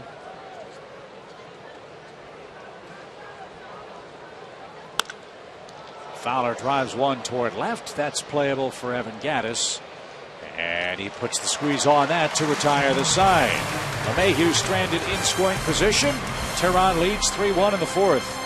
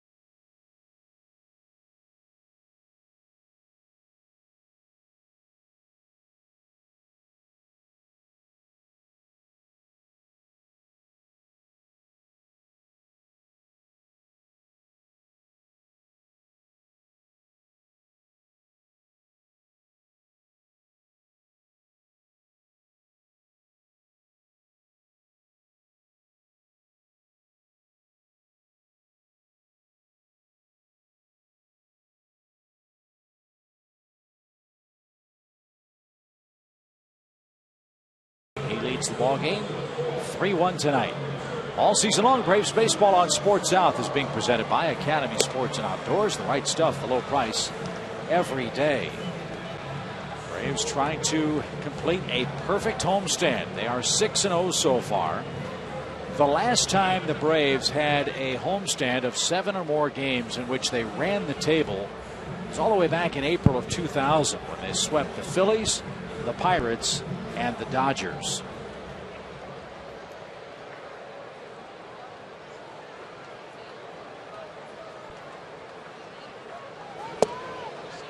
As you know, Turner Field has been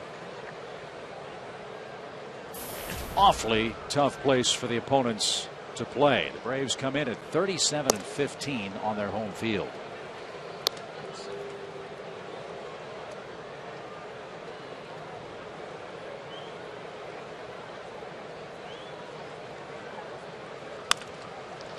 Off the pitcher's glove, and Teheran's going to reach.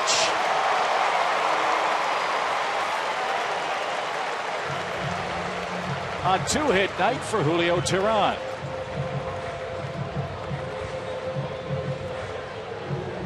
He's doing everything tonight. We'll try and reserve a little bit of that strength though here.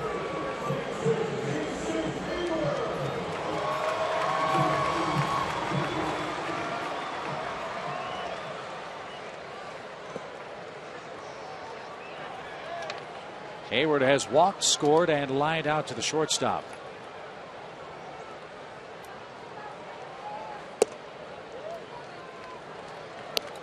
Ball one.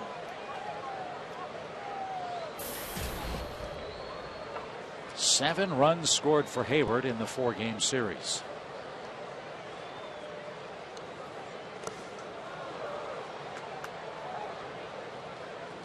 Even count. Jason's been playing excellent center field as well for the Braves in place of B.J. Upton, who had a big night tonight in a rehab game with Gwinnett. I'll tell you about his evening's work after the pitch, which is hammered deep right field. That one's going to go a long way.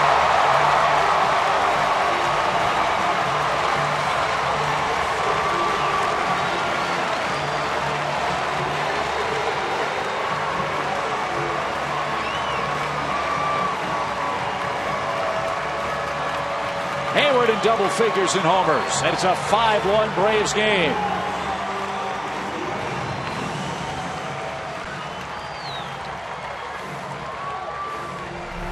Well, his swing is looking really good. He hit a home run against the Cardinals, a fastball up and away, and he hit it to left center. And this is what you do. The reason why you want to hit those outside fastballs away is because when they throw a breaking ball, you're still in there. Your swing is still there. He hangs a breaking ball to him, and Jason does exactly what you're supposed to do when you get a hanging breaking ball. Now Justin bounces to short. Herrera throws on the run, and Justin is the first out of the inning. Braves have now hit 132 home runs this year, and Atlanta has outscored its opponents by a whopping 105 runs. That keeps going up in this series too, the way they're clobbering the Rockies. That run differential. Cardinals did have the best run differential, and it's suddenly dwindling. So 5-1 Braves in the fourth for Freeman, and he looks at a strike. So 132 home runs, right? And the second place behind them is the Rockies. Correct? Am I right there? Why did I think that? I thought I heard that yesterday. They have 121. Let's see if they're second place in the National League.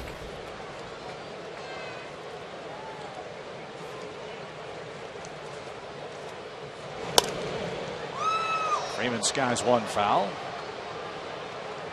They are second. Yes, second. So you know, at first glance you would think, well, the Rockies have a good home run hitting team, as they should in Colorado, because they're second in the National League. But let's take this Braves lineup and put them in Colorado. Yeah, yeah. That'd be fun. So I guess what I'm trying to say is, as we talked about the Colorado's Rockies organization, you got to get sinker ballers, you got to get more home run hitters. Don't be deceived into thinking you got a lot of home run hitters now. You know what I'm saying? Roller out second. Freeman is the second out. If that makes any sense, because really, you take a team like the Braves. You guys have seen every game. The games I've seen balls that are way gone in Colorado. Well, there isn't a ballpark in baseball that can contain this team when they hit them. Right. I mean, they're not hitting back of the wall scrapers. Okay, and they're also ahead of a team like Cincinnati. What do you think the Atlanta Braves would do in Cincinnati? So this is a unique club we're looking at here with the Braves. leading the league in home runs in what I think is considered a pretty fair park to hit home runs in. I do too, and just great bat speed up and down the lineup. Gaddis rolls out, but Jason Heyward out of the leadoff spot has scored again. He's also hit a 2-run homer. Atlanta again ahead of the Rockies, 5-1 as we head to the 5th.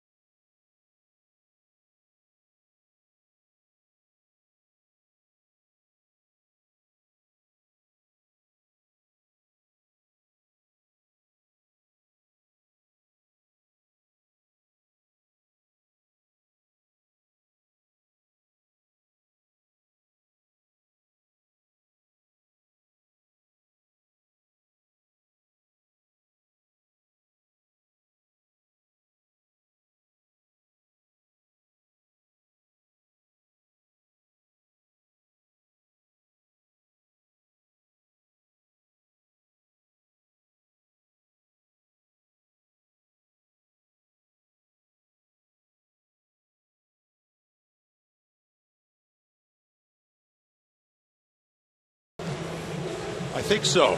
I mean, it's just not that easy of an adjustment. I think probably what's helping him a lot is he's hit second a lot, so he's, it's not like he's going from third, fourth, or fifth to lead off, but still, he's embraced it, doing everything, kind of that hybrid leadoff hitter. Yeah, he's a luxury to have there. Yes. Because he has a high on base percentage, because he draws his walks, and then all of a sudden the pitcher gets on and he hits a home run. Well, the other thing that's going to happen is as he continues to get on, his stolen bases are going to go up. He had a great percentage last year, stolen bases, and I think he loves to run too. So that's another part of his game that I think is going to pick up as his on-base percentage continues to go up. Because that's kind of a rhythm thing, stealing bases. Julio Teheran settling in now, has a 4-run lead with the 2, 3, and 4 hitters up for the Rockies. I promised you an update on B.J. Upton's line tonight. His second rehab game with Gwinnett was an outstanding one. 3 for 4, 2 doubles, 3 runs, and 2 RBIs. He played 6 innings with Gwinnett tonight. Good stuff. I think his first double, too, was hit to right field. Second one to center field, so using the whole ballpark, too. Another good sign, yep.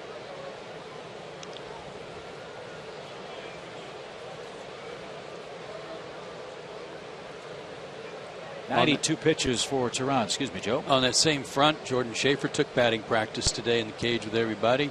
Said that he ran the bases earlier today, was able to cut the corners and felt great. His foot felt good, his ankle felt good. And his conditioning, he said, is getting better.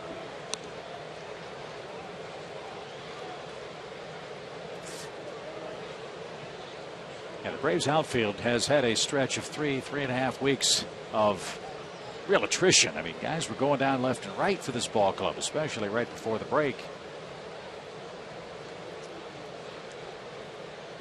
Upton hurt. Justin Upton missed a couple of days. Schaefer was out. A liner foul off the bat of Corey Dickerson. Ray Johnson still hurting. He's got the Achilles problem.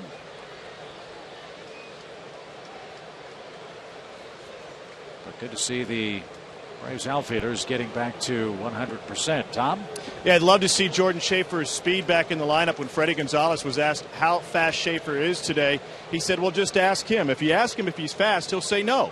I'm really fast. I wonder if he's going to challenge Gerald Laird and Chris Johnson to a foot race. We already had that extravaganza earlier this year. He should.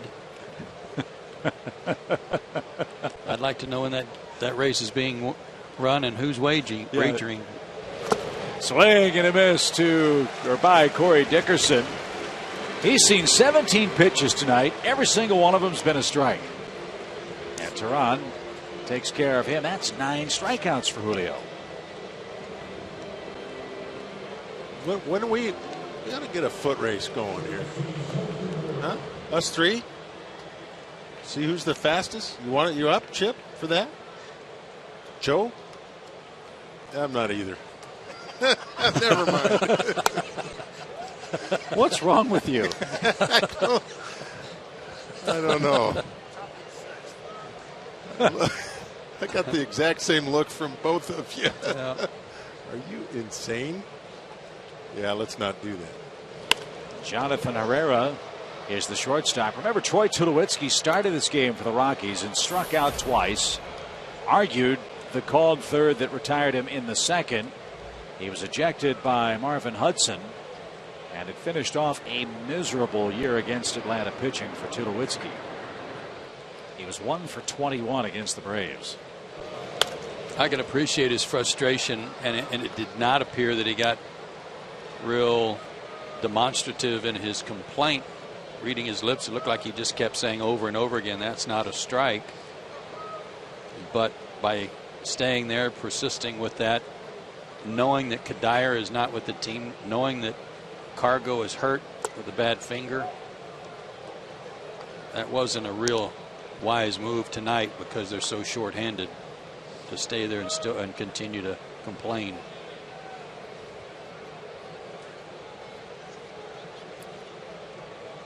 Not saying he wasn't right. I'm saying pick your spot. Another swing and a miss. Double-digit strikeouts for Teheran.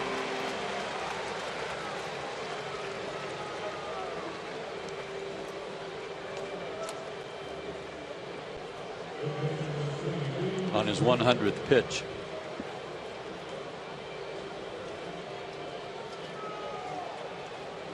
Well, he excuse me.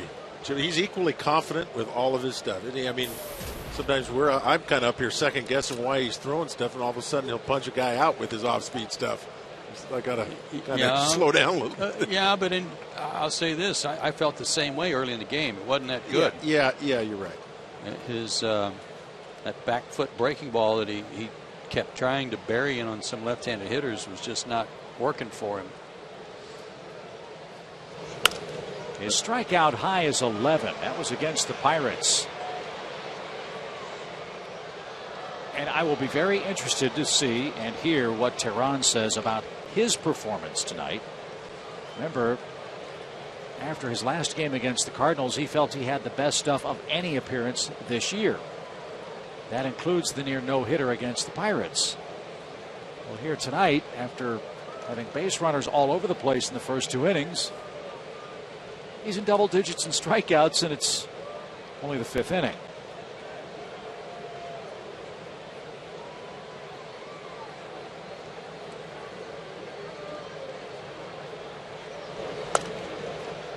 And he's got Rosario set up to make it a career high tying 11th. That's why those strikeouts are so big for a pitcher who gets into trouble like he was in the first.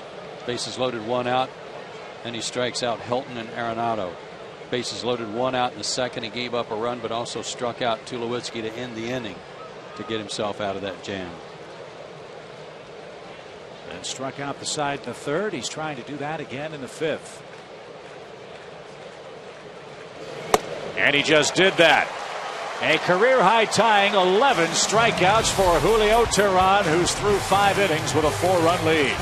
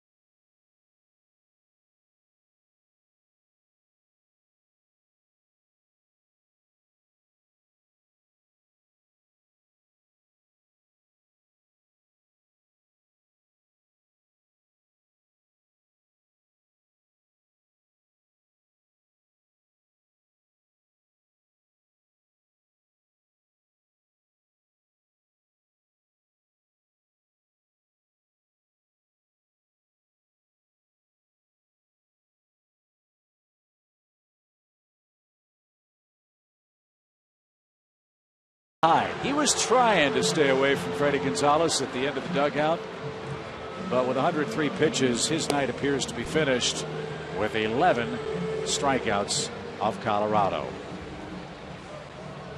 A big one came against that man, Todd Helton, in the early innings tonight. And he's our AT&T Universe trivia question subject. Helton, one of 2 active left-handed hitters with 900 career extra base hits. Name the other active left-hand hitter with over 900 doubles, triples, or homers. That's a lot. David Ortiz? Maybe. Guess there. Saw a stat earlier today. You know how many hits Ichiro's got in the major leagues? Over 2,700. He's like 7 hits away from, I think it was Joe DiMaggio. No kidding. Yeah. With the Yankees. Well, he was getting 250 a year. Seemed like every year. Right? Brian McCann starts the 5th inning for the Braves. So that's a pretty good get. You think he's in the 900 extra base hit? Most of his were singles. Not a lot of home runs. No. A lot of doubles, triples probably. I mean, Gretchen gave us a big hint just a second ago in our super secret communications device here. Ichiro's the only guy with more hits as a left-hand batter than Todd Helton among active players. And the funny thing about Ichiro, he could have hit 25 or 30 home runs a year if he wanted to. I've heard that. I've heard he puts on a show in BP. Yeah, batting practice. That's all he does is hit homers. McCann gets a 4-pitch walk to start the Braves' 5th inning. Second time he's been walked in the game. And that's 5 for Bettis tonight. Chris Johnson bats. For more on him, let's check in with Tom. All right, Chip, thanks. A lot of folks trying to figure out how Chris Johnson has had so much success this season. For that, we turn to Jeff Sullivan from Fangraphs. This is our Academy Sports and Outdoors leaderboard. It's all about batting averages on balls put in play for Johnson. Career-wise, he's only behind Ty Cobb, Chulis, Joe Jackson, and Rogers Hornsby. This season, he's hitting .426 coming into today. Now, there's a lot of different ways you can break that down, but basically, it is what it says it is. Batting averages, a batting average of balls put in play. He's had some good luck. He's also a smart hitter. Consider this, guys. He has 3 home runs to left field this season. He's only hit into 2 outs in left field all year, and that's 322 at-bats coming into today. Well, there's a shot to left, and there's number 3. Well, that was good timing. So now we know exactly how many to left field, Tom. Thank you very much, and way to jinx him. That's remarkable, though, isn't it? To be able, I mean, we talk about his swing and how important it is to stay inside the ball, and you guys would remember this. Where was it? He hit a breaking ball. You know, usually when you get a hanging breaking ball, Joe, you pull it. You turn on it. And he hit one to right field. I don't know if you remember this, and I just can't remember. But I went up to him last time I was here, and I told him, I said, hey, that was one of the best swings I've ever seen. I've never seen a guy get a hanging breaking ball and not pull it, and you hit it over the right field fence. I can't remember where it was, but what a beautiful swing. That's staying with your plan, and that's if his plan was to inside out a guy or try to take him to right center, no matter what he was going to throw him, he stayed with it. And that's a good point, exactly. Doesn't get out of that swing. Dan Uggla ahead in the count. 2 balls, no strikes. And now 2-1. Dan's bounced to third, and he's walked. Bettis has only thrown 83 pitches, despite 5 walks. That's got to give some credit to him, Joe. Like you said earlier, he's impressive and competing. But again, 2 balls, 2 strikes.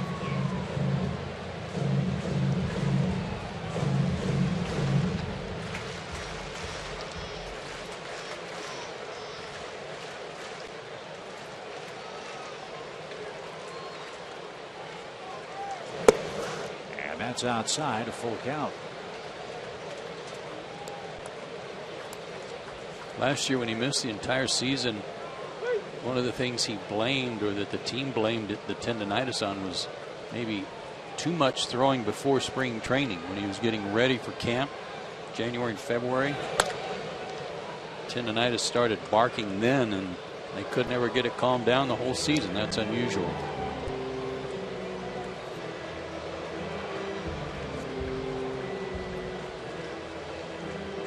Well, the question is, will he stay in rotation for Colorado the rest of the year?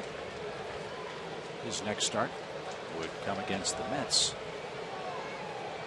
We're beaten by Miami today. Uggla down on strikes.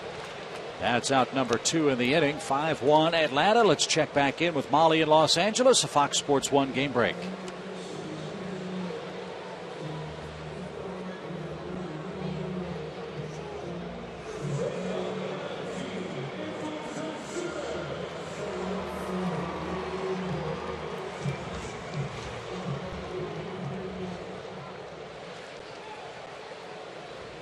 Thank you, Molly.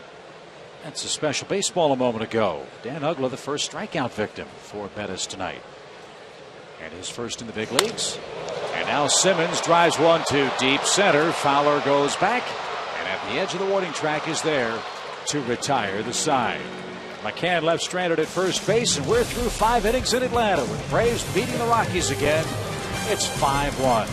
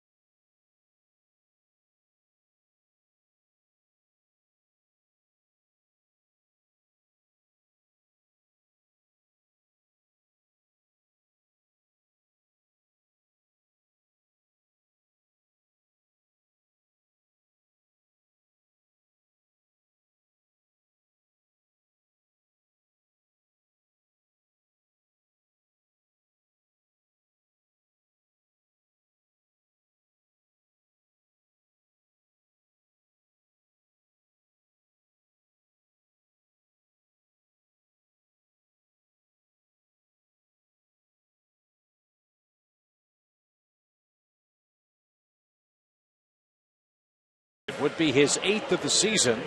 He struck out 11 in 5 innings. Pitch count got him with 103 tonight.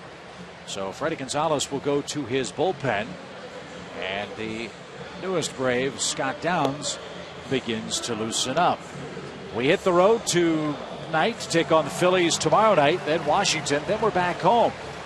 More games against the National League East are forthcoming. The Marlins, Phillies, and Nationals, the longest homestand of the second half.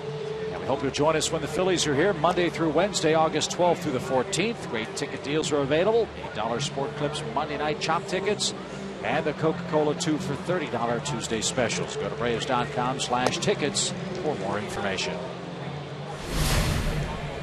The Braves pen, as Joe said, ought to be in real good shape. Scott Downs is the first man to answer the AT&T call to the pen. Combined numbers between the Angels and the Braves, that includes an inning plus against the Rockies here the other night when he got the win. That was in the game Monday night that Brandon Beachy started, and Downs got 1 out in the 9th and got the side in the 10th, allowing only 1 hit. Yeah, the man in the 9th he got is the guy he faces here. That's Todd Helton. That line drive back through the box with the bases loaded.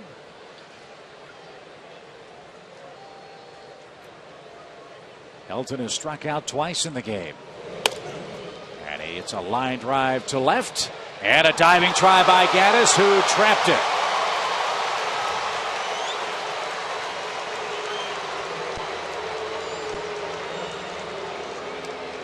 Leadoff hit for Helton.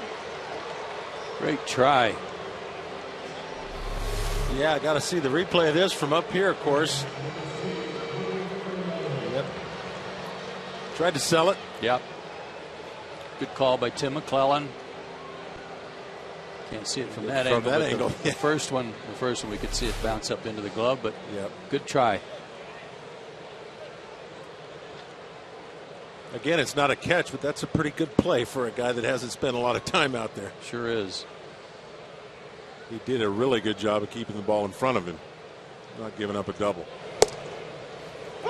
Maybe the funniest part of Downs' Braves debut was the fact that none of his teammates had a chance to meet him. Remember, he got here in the second inning of the ball game. What was already ongoing. He was out in the bullpen. When the Braves had a big meeting on the mound, Evan Gattis went up and said, "Hey, nice to meet you. What do you throw?"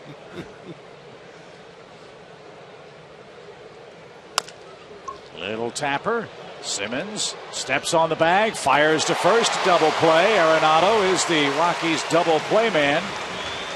And he hits into another one here in the 6th inning of Game 4. And that's a veteran pitcher for you. I was thinking the same thing.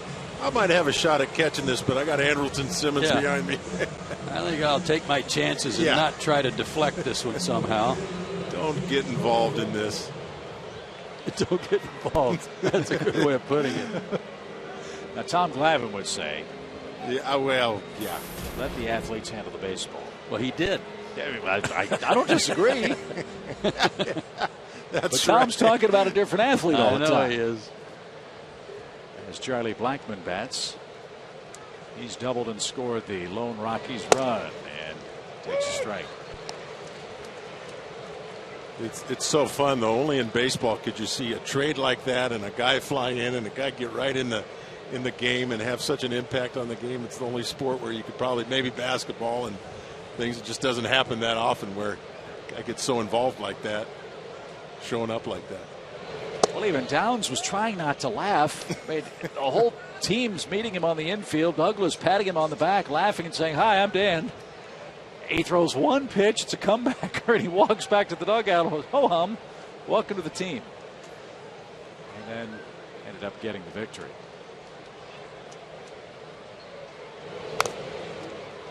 Met him yesterday, and he said, I was just happy. He said I was really happy to get in the game.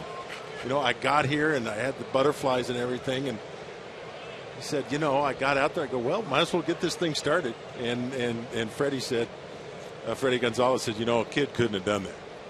Right. That's this right. This is exactly the kind of guy that could have come in here with the experience he's had and show up and do what he did. That was good stuff.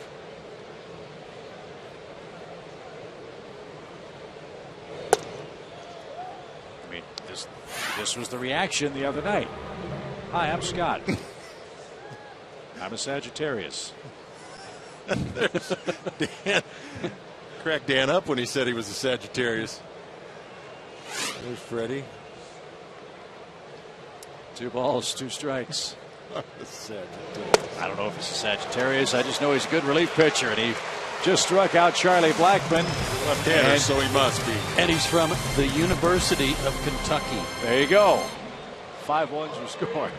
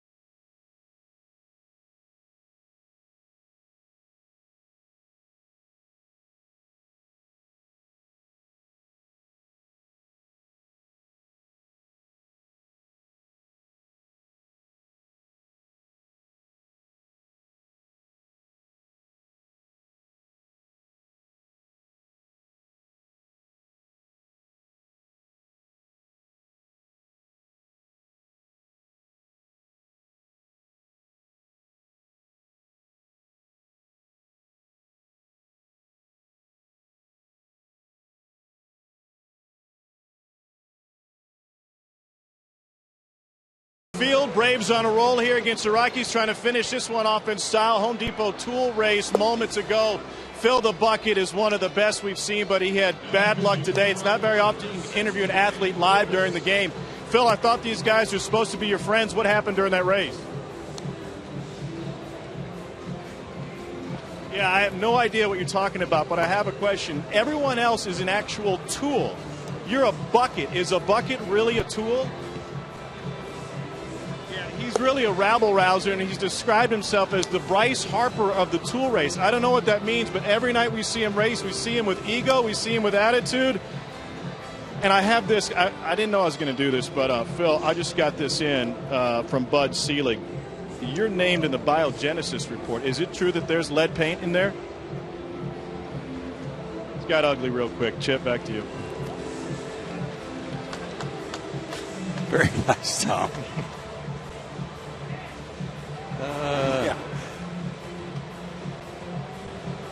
We're supposed to react to that. Well, aren't we? I don't know if it's a drop in the bucket or please somebody drop the bucket. I'm not sure. Was that interview on Tom's bucket list? I'm going to say no.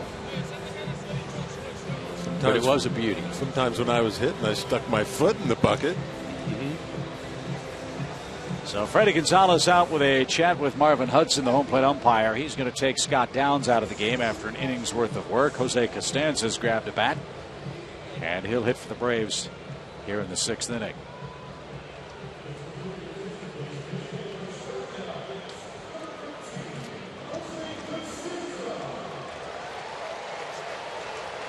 So Costanza ready to go for Atlanta. With the way the Braves have been scoring runs and the way this lineup has been constructed, Jose's been kind of the lost man for the Braves offensively. And he got robbed by Arenado on a great play at the hot corner. One pitch, one out. Yeah, what a play by the young kid. We've heard a lot about him and seen his arm on a few plays this series and right here. Well, my mistake. Rockies made a defensive switch to moved LeMahieu to third base. So great play by LeMahieu. It was. Yeah, playing in too. And he used all of his 6'4" frame to get it. Charlie Culberson's now at second. Showed his Arenado-like arm. You bet. One.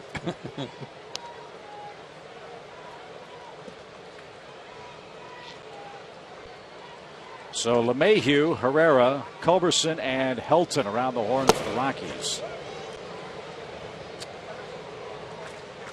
And Manny Corpus is their new pitcher. Bettis went 5 innings, gave up 5 runs, including a couple of 2-run homers.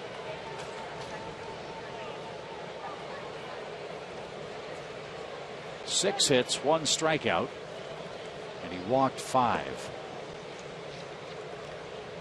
Well, in the 3rd and the 4th inning, he only gave up 2 runs. So that's miraculous the way this series has gone for Colorado defensively. Right. Heyward is retired. Nice play by Culberson with the underhanded shovel. That's the 2nd out. And here's a look at Manny Corpus. 16th game for him. Guy who's got a good arm, but has had some arm injuries. His fastball now in the low 90s. And a slider.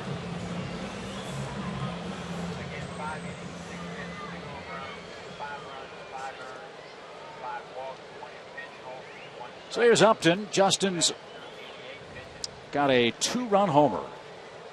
His first in nearly a month. And his 17th for the year. He's got 50 ribbies now.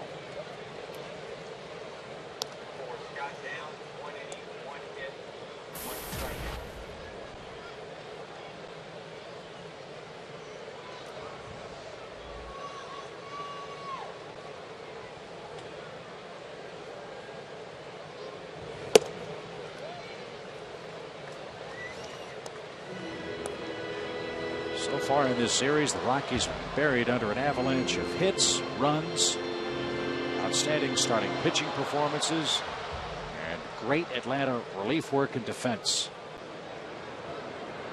Well, Braves have been doing it all really for the Rockies. Only to be down 4 is something they haven't seen here the last few days, this stage of the game. I think that Cardinals series did something for this Braves team, though. You know, they've been we've been talking about how they've been treading water, playing 500 ball, not able to put a couple of wins back to back, and all of a sudden they beat the team with the best record in baseball and did it in all facets. They completely dominated them with their pitching, but got a lot of clutch hits, and I think that's really carried over into this series and hopefully into the rest of the season. And make no mistake about it, the Braves know they're a good team, but when you measure yourself against an equally good team, I'm sure that, as you said, is an eye-opening situation. And that's all everybody was saying when the Cardinals were coming in. This is a barometer series. I heard that phrase, and boy, when you pass the test like that, you're right, Joe. That's gonna boost your confidence.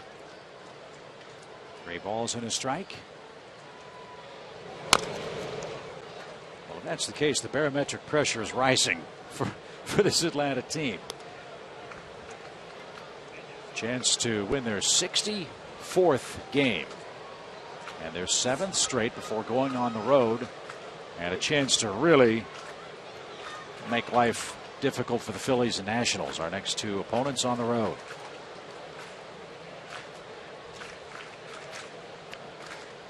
Full count pitch for Justin. And that's tipped and caught to retire the side. Corpus, a 3 up, 3 down, 6th. On we go to the 7th. The Braves are cleaning up at home. They lead the Rockies 5-1.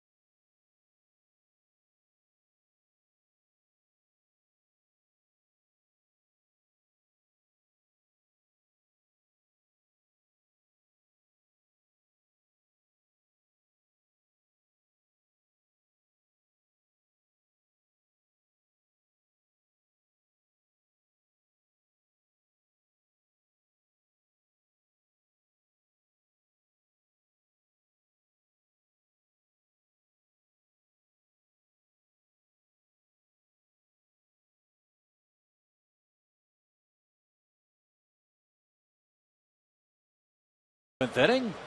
After our ball game, we'll jump on our Delta charter and head to Philadelphia for a 3-game date with the Phillies. Phillies entered play tonight in 3rd place in the East, 12.5 games back of Atlanta.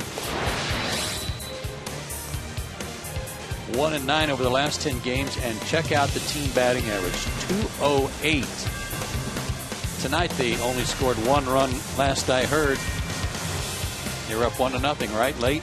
And Papelbon blew the save. It was a game that could have been won by Cole Hamels, who's had a miserable year for the Phillies. Lack of run support and 14, 15 losses for Cole Hamels this year. And just downright bad luck, mostly. Yeah.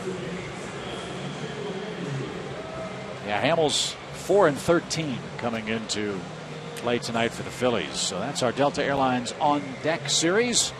On deck to pitch for Atlanta's David Carpenter. He'll stride in for the 7th in relief of Scott Downs, who went 1 inning with a hit and a strikeout. LeMahieu, Culberson, and Dexter Fowler up for the Rockies.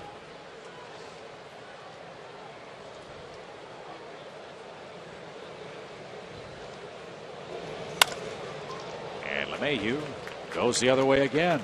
He's 3 for 3 tonight.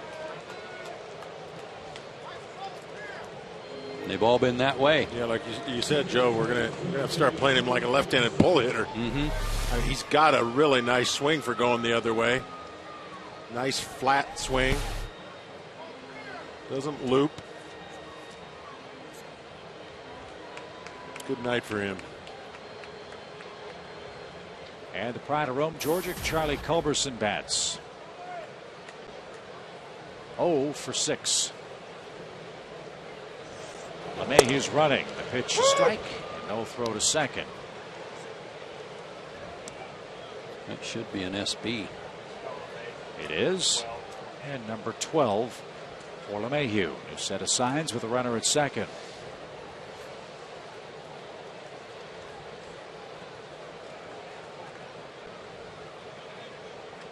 How'd you like to be trying to chase down the Detroit Tigers in the AL Central?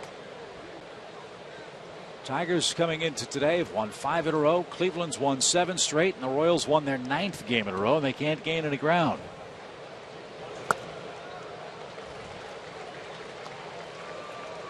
Cleveland beat the White Sox again today. So that's 8 in a row for them.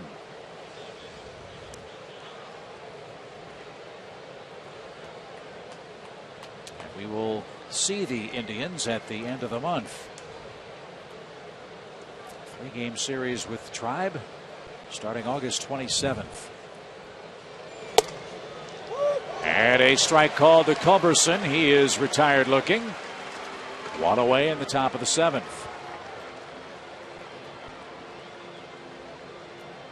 Thirteen Rockies have been struck out tonight.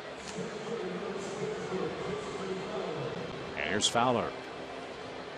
2 walks and a fly ball to left for Dexter tonight. St. Louis pouring it on in Pittsburgh. That's 9-0 Cardinals in the 7th. Giants 2-1 over the Phillies in the 9th. They've got the bases loaded against Jonathan Papelbon, who blew the save for Hamels tonight. Fowler a rope to center. Heyward back and makes the play. No tag by LeMahieu. And 2 are out. Jason has such good instincts. Even when he might turn the wrong way, he is able to backpedal, get situated without panicking, and does such a good job in center field that you almost think, hey, how about staying out there? See the tallest center field, Murph, since you played out there for the Braves? I can't think of anybody else. He's a little taller than I am, and I can't think of anybody else. But certainly would agree with you, Joe. He's such a good athlete. He could play anywhere. It just wouldn't surprise me over the course of his career. He doesn't end up there quite a bit. But of course, BJ's coming back in a few, so a little decision there. But does a great job. Of course, wins a Gold Glove in right field. So. Yeah.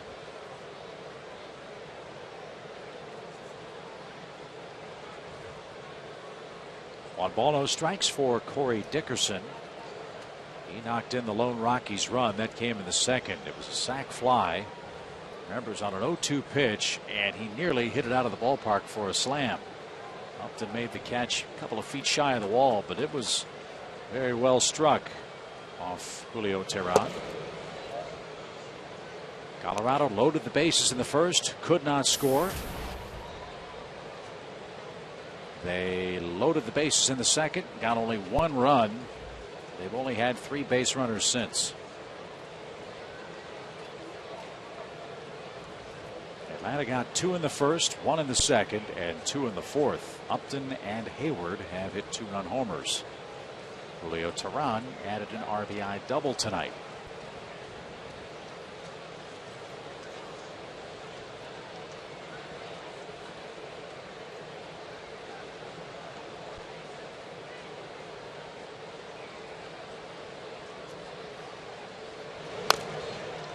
Braves scored. Fouled away. Sorry, Chip. Braves in the 4th inning now. 9 runs in this series they've scored. 3rd inning they scored 14 runs. They hit .538 in the 3rd inning, .478 in the 4th inning. That'll keep the aliens away. Either that or those are the kisses waiting for the Freeman hugs. Mm-hmm. 2 balls and a strike. And way high. It's 3-1.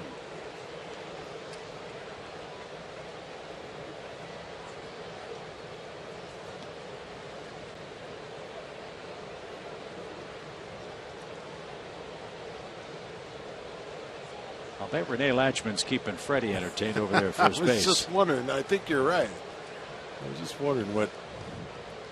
I guarantee it hadn't been boring over there for the next last 4 days for Freddie. That reminds me when I played first. You know who cracked me up was Doug Rader. Mm-hmm. Oh my! He'd say something about one of his own players, and I'd start laughing, and then he'd say, "I'm going to tell him you laughed at that." Oh, perfect. Yeah. He'd say so. He'd set me up. Look at Freddie. He's still laughing.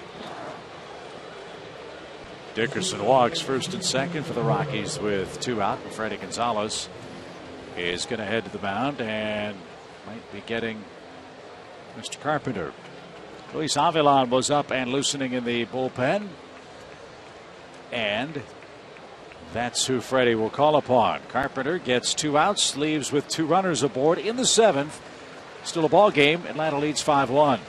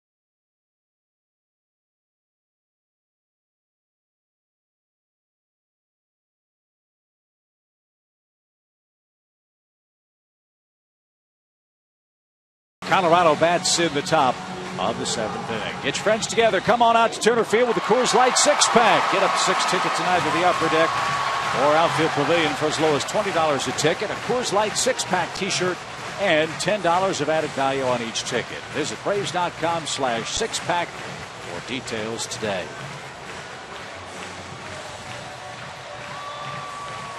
New pitcher for the Braves, Luis Avilan, his 50th game.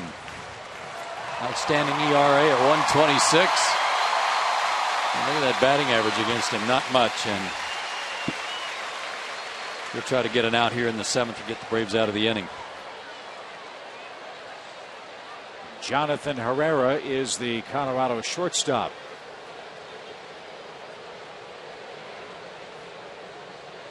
He struck out in the 5th.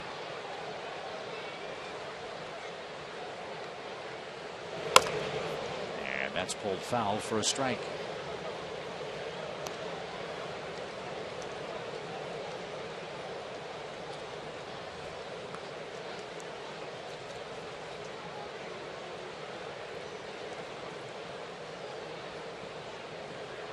Herrera, 298 hitter left-handed, just 152 right-handed, hence the change. It's 5 for 33 right-handed.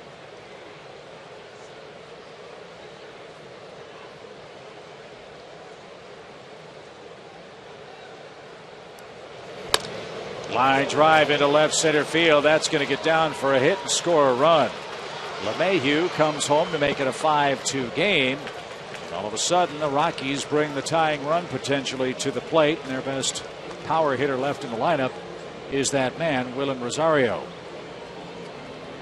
So Colorado making a game of it, a rare run scored against the Braves bullpen on this homestand and in this series. And going with the odds, with the fact that Herrera's not hitting much right-handed, you get burned too. Doesn't always work the way you want.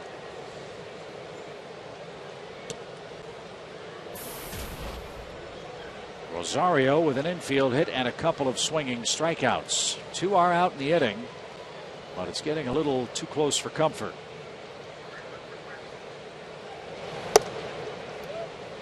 One ball, no strikes. Especially with this guy up, Chip.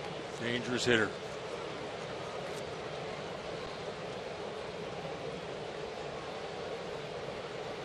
Well, that ball missed there, but it's better location. The fastball Herrera got was right down the middle. Ground ball to short. Simmons has it, and Ugla at the bag retires Herrera and the Rockies. Colorado picks up a second run, and we head to the stretch with the lead now for the Braves at 5-2.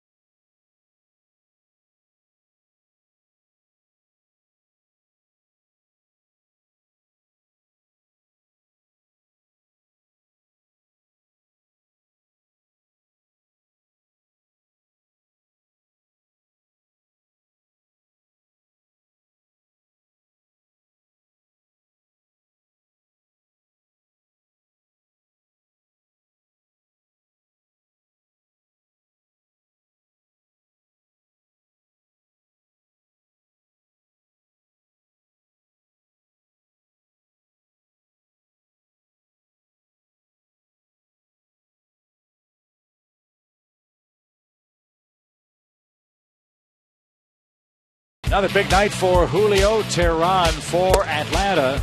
He threw an awful lot of pitches in the first couple of innings. That and 11 strikeouts caught up with him as he threw 103 pitches through 5 innings. But he struck out a career-high tying 11. He helped himself with a run-scoring hit. Atlanta with a couple of 2-run homers. And his good work tonight are Zaxby's indescribably good play. And I think a good adjustment by Julio tonight after a little trouble in the first couple innings, as you said, Chip, with all those pitches he was trying to throw out and using a lot of off-speed stuff and not all that effectively. So a great adjustment by Julio and by Brian McCann. He got some early run support from Upton on the home run in the first, and another RBI in the second by Julio, and the 2-run homer by Jason in the 4th inning. Chris Johnson has extended his hitting streak to 10 games. That's our Crown Royal game summary. Let's see if the Braves in the 7th can get that Rockies run back.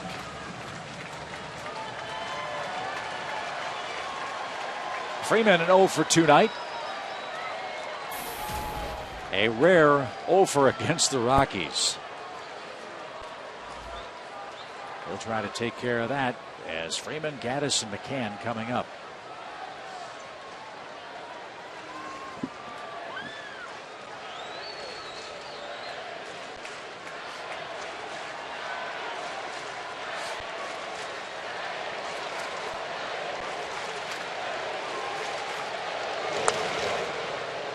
Had a good rip.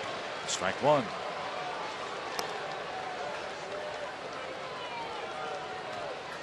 Phillies are a little angry. They've loaded the bases with nobody out in the bottom of the 9th inning against the Giants. They trailed 2-1. Cardinals 12-0 over the Pirates. That game in Pittsburgh. And Freeman scorches one into center. Man, that thing took a severe left turn once it got out to Dexter Fowler. And another hit for Freddie against the Rockies, his 8th hit in this series. Talked about a guy locked in, Joe. You know, I also like he seems like very aggressive early in the count. Last few games. Getting pitches, being aggressive. Pretty comfortable. And not missing them. Not missing them. But his head's really staying in there beautifully. Stays right on the ball.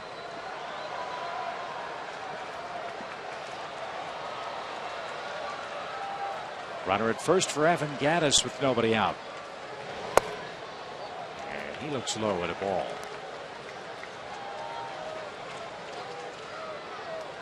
And Evans just looked very comfortable up there. I know we haven't seen we've seen a couple balls hit really well, but he's been that close to hitting something really long. And even on the ground balls he's hit them sharply right at one of the infielders. This one's popped up right in the middle of the diamond. Who wants it? The Rockies have to climb to the top of the pitcher's mound. LeMahieu came streaking in from third. Culberson made the play. Man, that could have been disastrous, and what a tough play that had to be. At the point that they all got there at the same time, it looked like synchronized swimming. Well, you'll see Culberson almost falls and catches it. LeMahieu does fall. They hit the mound. That's Todd Helton's, like you said earlier, smart enough to stay out of the way. Veteran player right there. Veteran move. That ball's on the mound, guys. Yeah, don't get involved. Remember in the old days, Joe, when the bullpen mounds used to be in foul territory. How many times you see some face plants. Right and left fielders going for balls and all of a sudden disappearing. Well, every center fielder in the National League is delighted that the Astros are now in the American League because they don't have to mess with Towles Hill. Yeah. Seen guys face plant on that thing out in center at Minute Maid Park.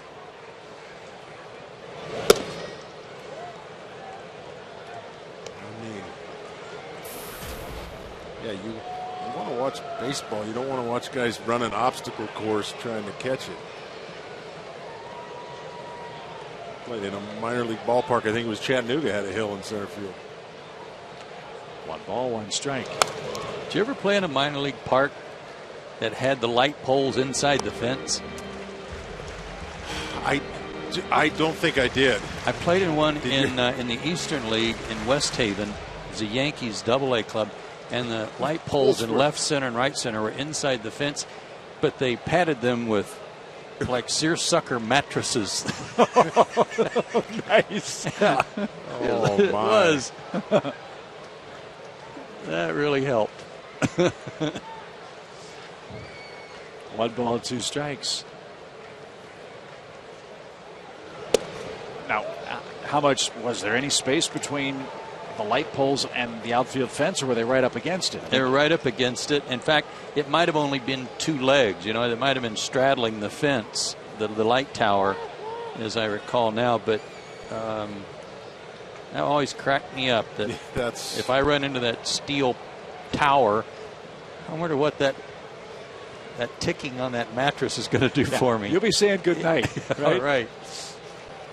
Now, I did play in a ballpark that was right next to a pig farm. And a guy hit one, it rolled under the fence and a pig ate it. Seriously? Yeah. And then what happened? It was an inside the pork home run. Oh my. Yeah. So, you know, that happened.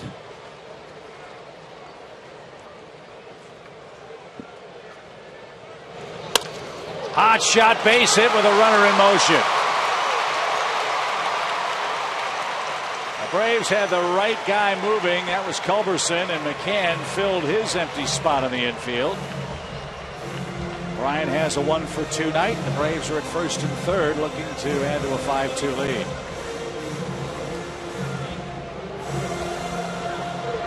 Hey, Chip, remember on the last road trip, we kept talking about how this pitcher or that pitcher for the opponent was getting away with hanging pitches, and boy, the Braves are right on that guy, and he is just living right because they keep pulling those hanging pitches foul and everything.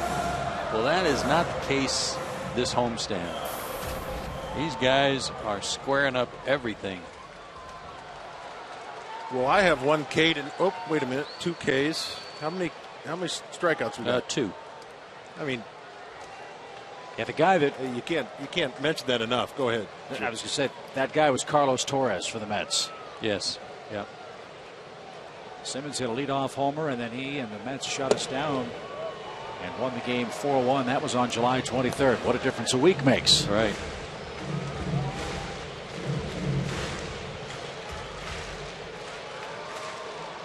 Well, can Johnson make it another multi-hit game? He's got 6 in a row. He's singled in the first for the Braves.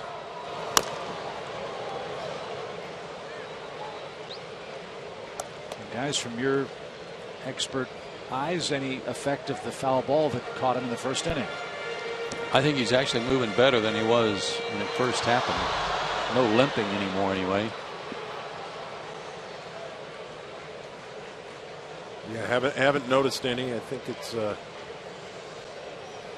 probably hit him right on a toe somewhere. It kind of stung for a little bit, but looks fine. Fielded a ground ball well at third. Looked like he's taking some good swings there.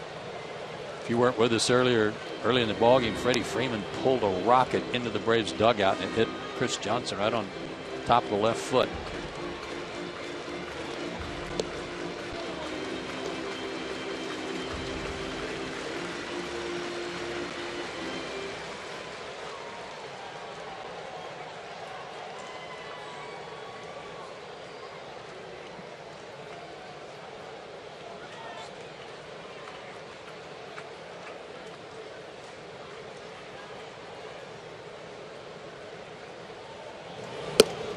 Way outside.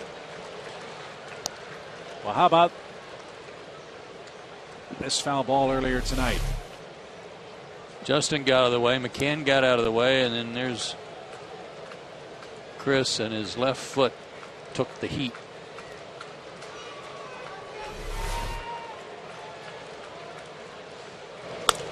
Line! It's another multi-hit game for Chris. Freeman scores. McCann stops at second. He is something. 7 straight multi-hit games for Johnson on 2 for 4 night and his 38th RBI. The amazing thing, Dale, is that he was 1 for 3 tonight, so the pressure's on. He goes 1 for 3. His average goes down. Well, yeah, but that is well, we got very familiar with a swing like that with Chipper Jones all those years. The bat just stays in the zone for a long period of time. So if you are a little bit out in front of it, it's still there. The advantage of a swing that Chris Johnson has. One of the things he's really doing well is getting that front foot down early and then just letting his hands work. And sometimes you sap yourself of a little bit of power, but he's so strong, he's still driving the ball in the gaps.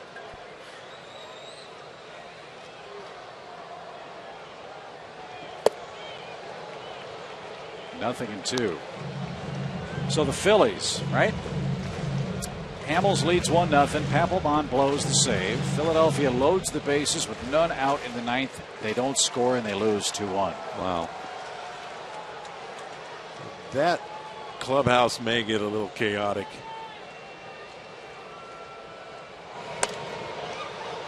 Popped up. Let's see if Helton wants this one. Nope. He'll peel off. And that is a real infield fly rule.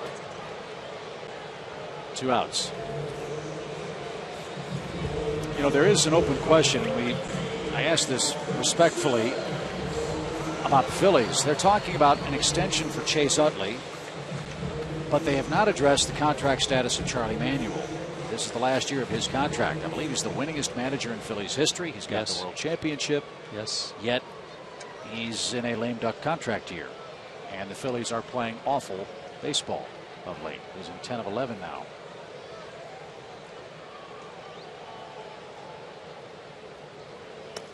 Well, I'm not sure you can call it a lame duck, because that would indicate that they've already made a decision not to bring him back. But I don't think that decision's been made. I agree with you, but my point is they haven't, as far as we know, offered him an extension, or that hasn't been released or talked about in the media. And he's in the last year, heading to the final 2 months of his contract for a club that had hopes of contending and isn't. And he said he wanted to come back.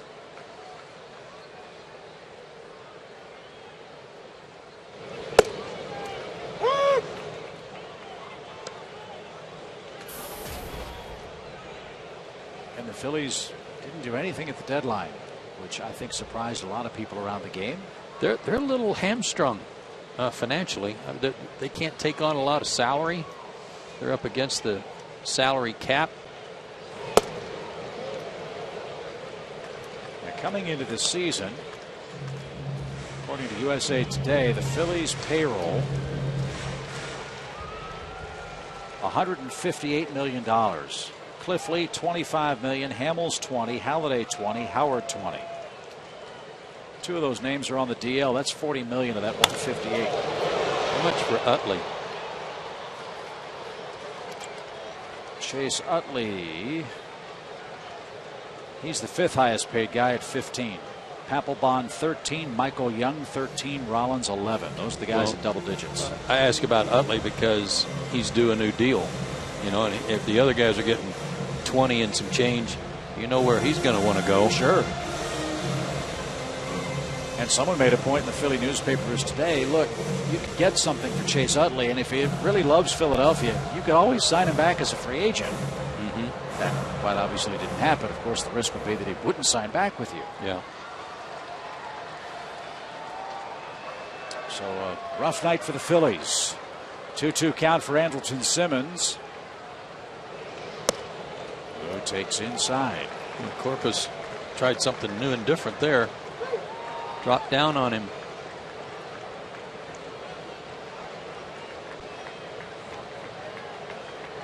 Yeah, if you're going to do that, you might want to be careful leaving it inside. He threw it too far in, so it was a ball. But if you're going to drop down, you better make sure it's on the outer half of the plate. And that is the first time Andrelton Simmons has struck out since the All-Star break, and his first in 65 plate appearances. What a run for him and for Atlanta, which leads 6-2 after 7.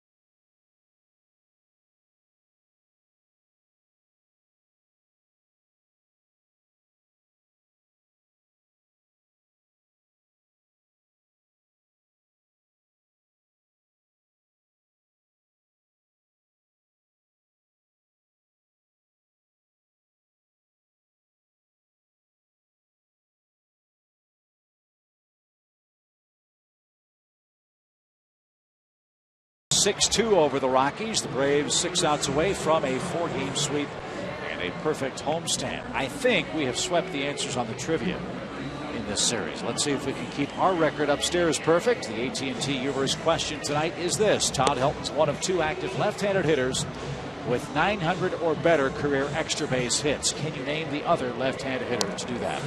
I had David Ortiz, but I'm switching. Okay. Going with Jason Giambi. Of the Cleveland Indians. And a former Rocky, by the way. I'll go with Gonzalez. Adrian Gonzalez. And I'm going to go with Adam Dunn, who's now with the White Sox. Let's see if any one of us were right.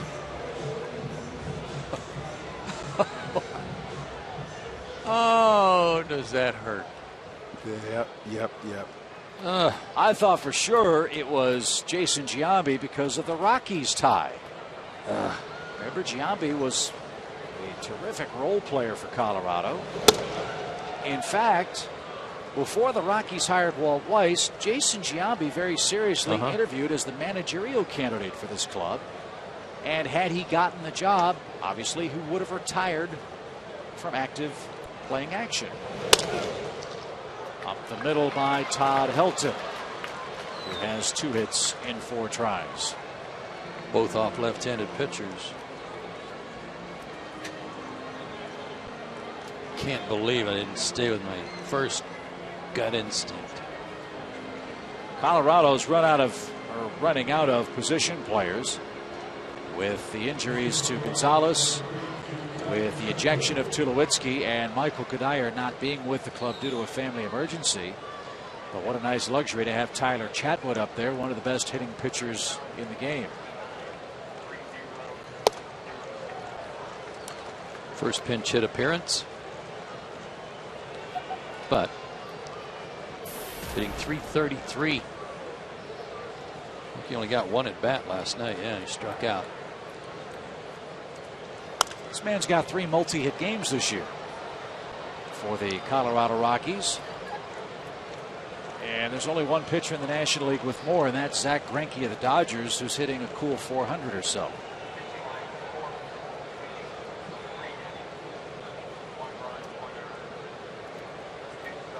Joe told the story last night that he didn't start pitching in high school until his senior year. He was going to play the outfield in Southern California, college, and now he'll head back to the bench after striking out on 3 pitches. God, what was wrong with the pitch? 1 on, 1 out in the Rockies' 8th. Braves with a big lead. Let's go back to LA for a Fox Sports 1 game break.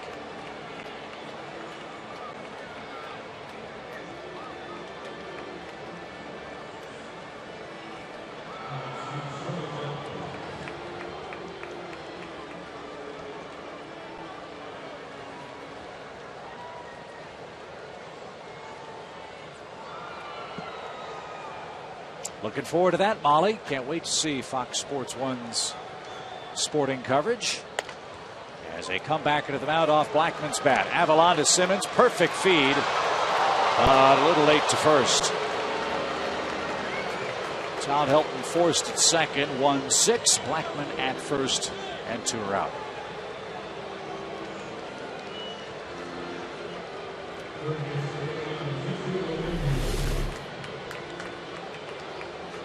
Blackman gets down the line quickly.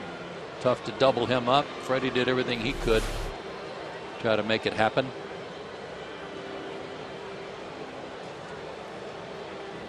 Could you do the splits at first, Murph? I mean, intentionally? No. I was happy to catch the ball. So are your infielders? Yes. Now, who got to learn to short. Once I learned to short arm it over there, I was fine. Well, who helped you play first base in the early days in the big leagues? Did you have somebody a major league veteran on those early late 90s Braves clubs? The coach that helped me was Pete Ward. Really? Yeah.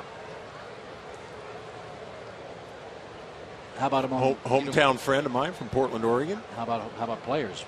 Was there anybody that took you under? Let me see who else was there. Tom Paciorek was there.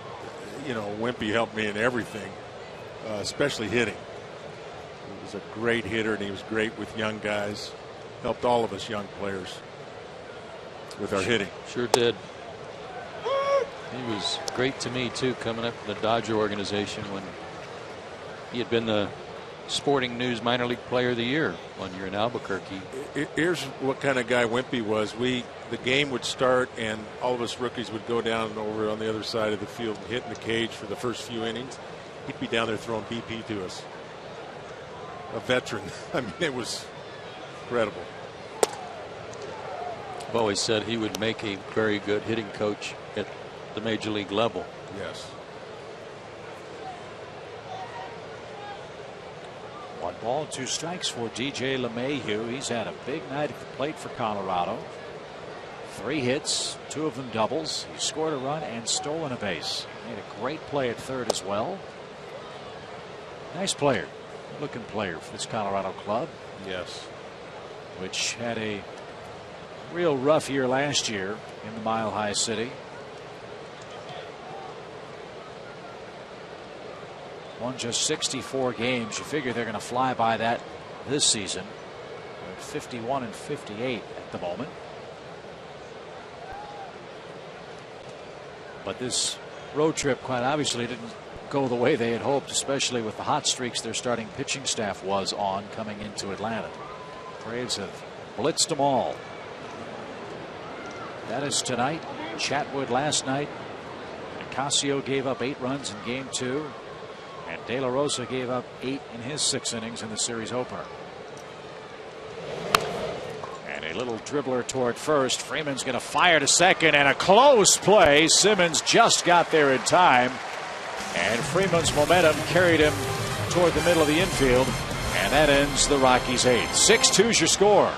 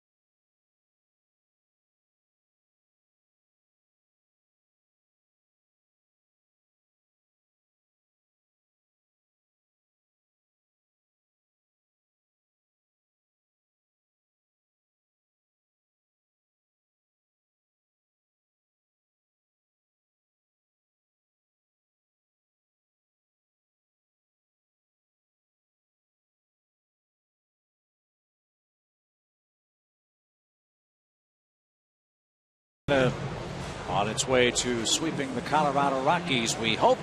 An exciting night in Atlanta. Let's check in with Elizabeth Morrow for a bit of baseball history tonight. Thank you. Well, August 1st, 1978, Gene Gerber broke Pete Rose's 44 hit streak. And from what I remember, even though I was not born, he was pretty excited at that time.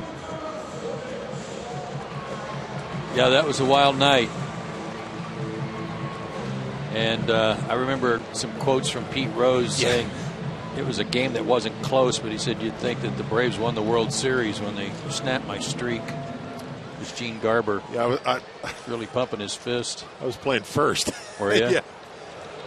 But it was kind of funny coming from Pete, a guy who played every game like it was the 7th game of the World Series. You're right. For all of a sudden, that's a good point. All of a sudden for us to be excited about it in a streak. But here's what the situation was. One of the reasons why I was so mad. It was 3-2. It was, counts 3-2, and I don't know what the score was, but Pete can't walk. Right. And Gino throws that changeup about this far outside, and Pete's got a swing. If he walks, the streak's over. Sure. And so he was a little upset that But you know, it was an exciting night though for a team that didn't win a lot. Larry McWilliams started that game. Is that correct? Yes, I think you're right. So did Pete? Obviously didn't have any hits, but were there any hard hit balls in his at bats against Larry McWilliams that night? That's a good question. All I can remember is the strikeout. That's all I remember at the end. And I don't think I made any errors at first. I think that's all I remember. I think that it was a landmark night. Terdoslavich chops one to deep short. Herrera dives, knocks it down, puts it in his glove, and he'll also put it in his pocket. Terdoslavich has got a couple of hits like that in his first weeks in the big leagues. And an infield safety is Atlanta's 10th of the night. They almost look like he's just pulling the ball out of the catcher's glove, too, somehow. So he greets Edgmer Escalona rather rudely. And a big cheer for Jason Heyward, who's had another big night out of the leadoff spot. In his last 6 games batting first, Heyward has 8 hits in 24 at-bats.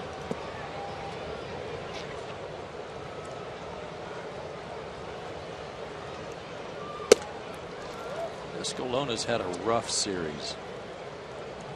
Took the loss Monday night on the triple on an 0-2 count to Andrelton Simmons. Gave up a 3-run homer to Freddie Freeman in game 2 on an 0-2 count. And here he is again.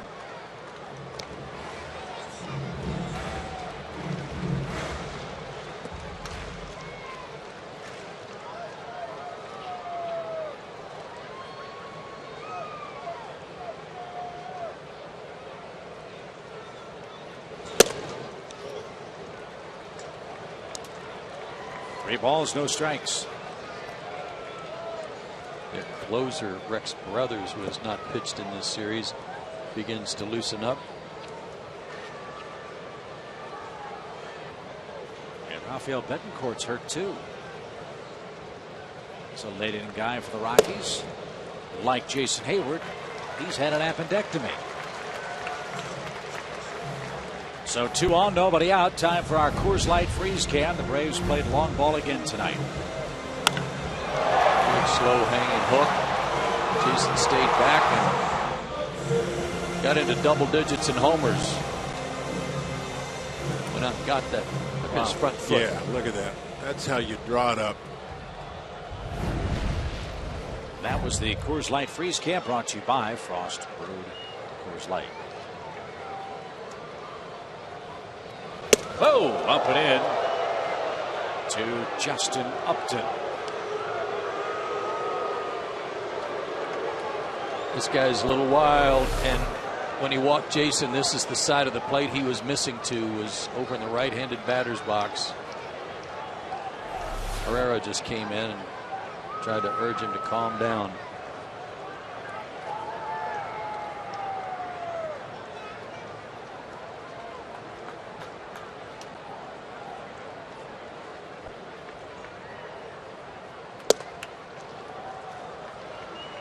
Two and 0.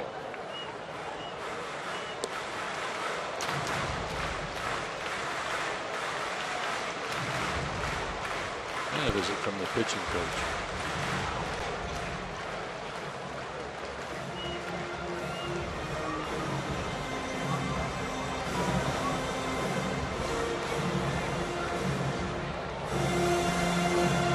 Escalona throws hard. He's 95, 96, but his fastball's been very straight in this series.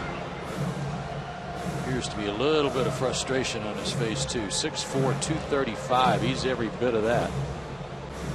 Out of La Guaira, Venezuela.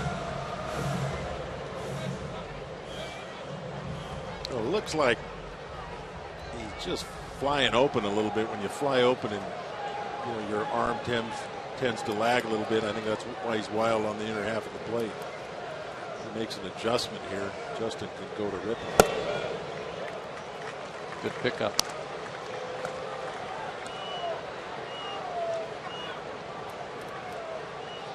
Justin probably won't be swinging here, but this is just the kind of bat, you get knocked down and Now you're hitting 3-0. This would be a good one to let it go. But he's been a little wild too. That's probably not right. The thought process got a little mixed up there.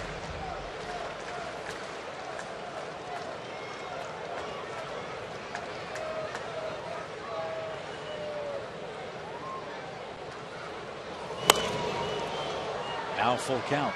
Didn't get cheated on that swing. No, he didn't.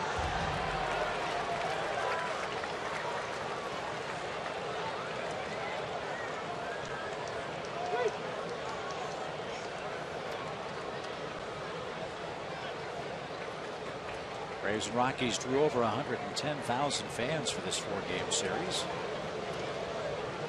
30,069 of them came tonight. Good number still here for the Braves at bat in the 8th. Back in Atlanta on August the 9th. The Marlins will be in town for 3 over the weekend. Then the Phillies, then the Nationals. As the longest, one of the 2 longest homestands for the Braves after the break. And a high fly ball crushed left center. Upton has left the building again.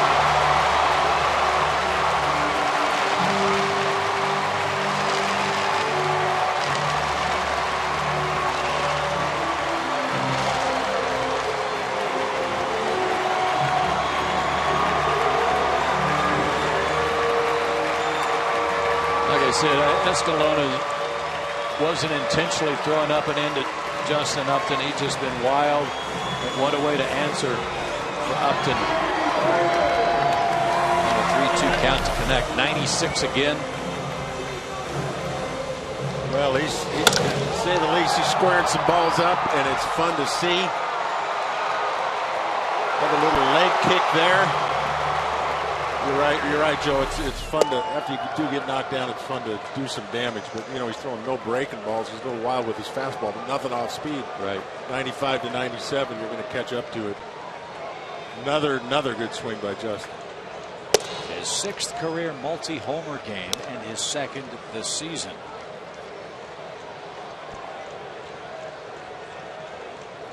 A 2-homer, 5 RBI night for Justin Upton. Well, if he has success in months that begin with A, we're in for a real wild ride in August. And that's good because we'll face the Nationals, the Marlins, and the Phillies a lot. Reading all the press clippings around baseball today, many were very, very surprised to find out what the Braves' magic number was. I know it's far too early to talk at length about it.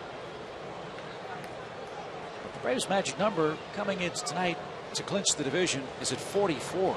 We got 54 games left. And now Freeman rips one toward left. That's going to bounce off the base of the fence. And Escalona's not missing any bats in Atlanta. 2-hit game for Freeman. Remember that sizzler that he hit back through the middle his last time up? Check his head out on that one. That was very impressive. Yes, it was. Fastball low and away. It was Escalona the other night that he threw 3 fastballs through 2 by Freddie, and Freddie said, "What, do you think he's going to throw a 3rd one by me?" And he hit a home run on the next one. So Todd Cunningham bats.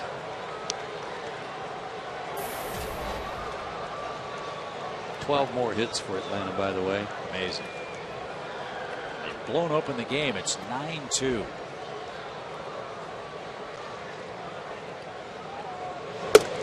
And it's worth repeating. You expect these kinds of games when you go to Denver to play the Rockies at Coors Field. Right.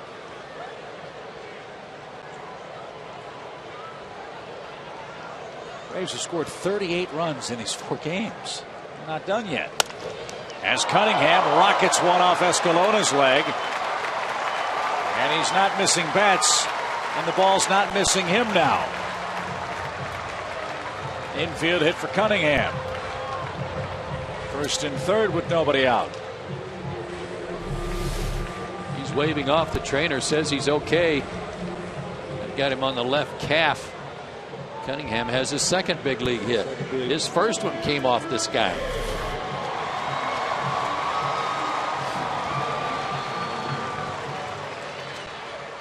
Gretchen Caney, our fine statistician, came up with this gem tonight, fellas.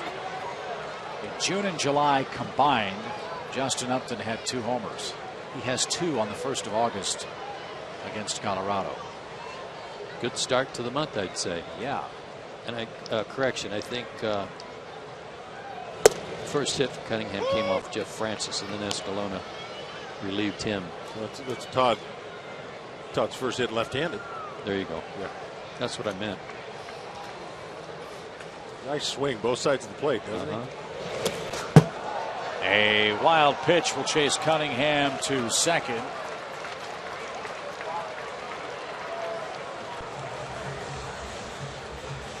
And you know, Walt Weiss in a real quandary. The game's out of control now. His bullpen has been used an awful lot. I know he's got Rex Brothers up and throwing, but I'm sure he'd prefer not to use him. Well, he's got nobody out. He may have to.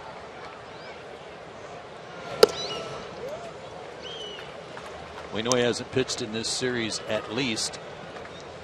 And I can't imagine 1 inning would do him in for the Pirates series.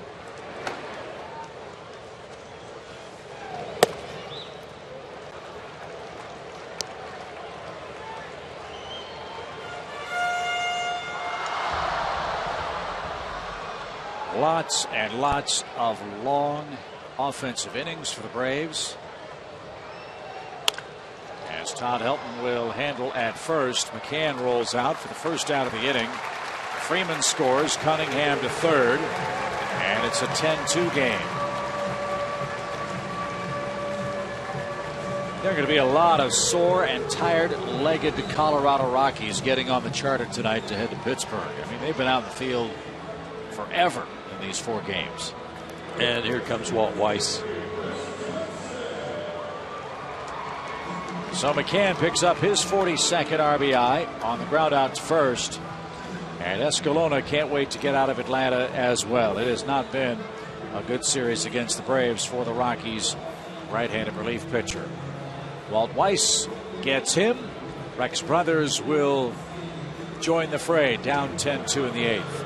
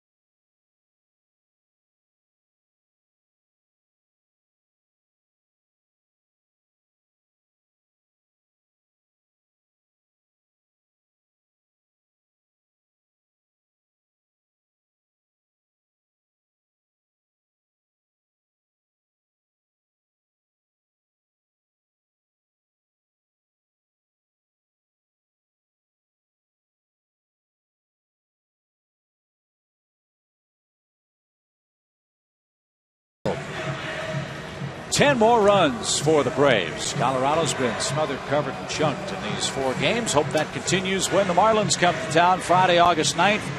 Through Sunday the 11th, check out the Georgia Lottery Friday Night Fireworks, Ultimate Kids Day Saturday, and Kids Run the Bases Sunday. Visit Braves.com/tickets or call 800-745-3000 today. All I'm hearing, guys, are rave reviews about the Waffle House at the ballpark. And why not? Yeah. I'm certainly hopeful that when we come back, we will get a sampling. As Rex Brothers is on for the 48th game. I hope you guys do too. I hope I get some when I come back in a few weeks. Yeah, when are you back?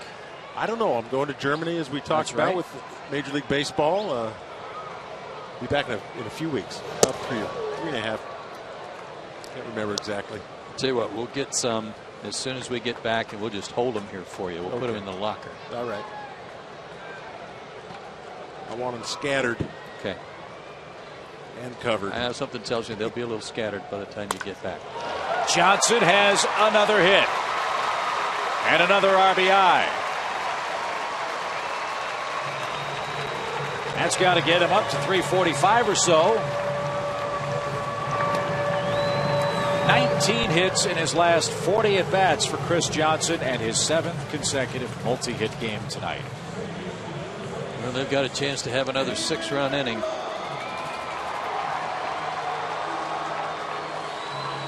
Edgemere Escalona was in 3 games here. Worked a total of 1 inning, 6 hits, 6 runs, all earned, 2 walks, 2 homers.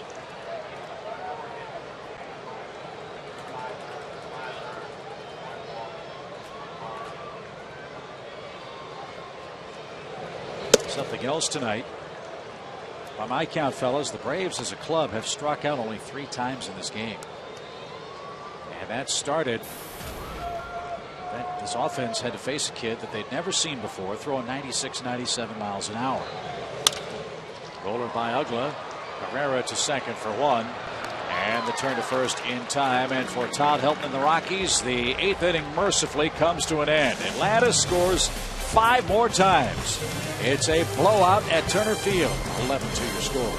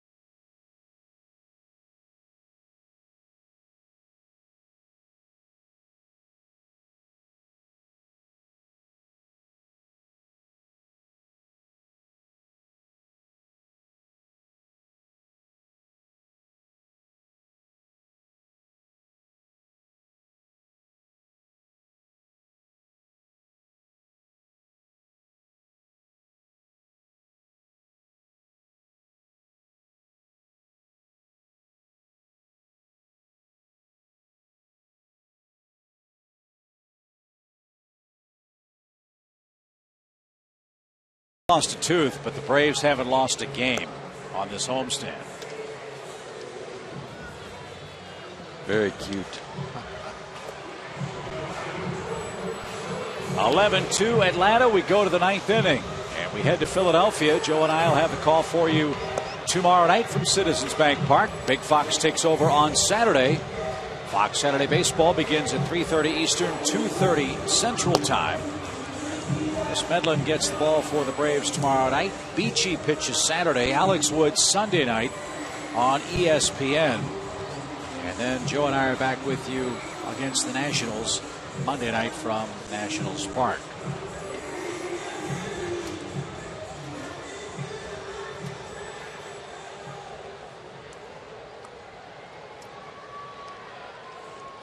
see Anthony Favaro on the mound for the Braves. He'll try to get the final 3 outs.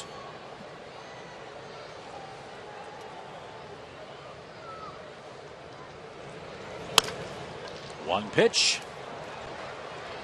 1 out. Simmons takes care of Charlie Culberson.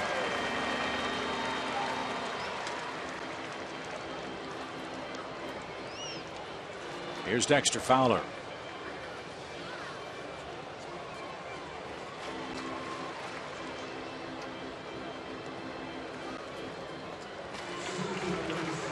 Well, the oldest saying, or one of the oldest sayings in baseball, is you're never as bad as you look when you're on a long losing streak, and you're never as good as you look when you're on a long winning streak. However, when you see what the Braves have done on this homestand and the way that they have done it and the complete style of play in all facets of the game, boy, does this wet your whistle for what could come in October for this ball club. Uggla at second, gets Fowler. That's the second out. And the one error they made last night was one error. The whole homestand was just a meaningless boot by Chris Johnson in the 9th inning. Didn't amount to anything.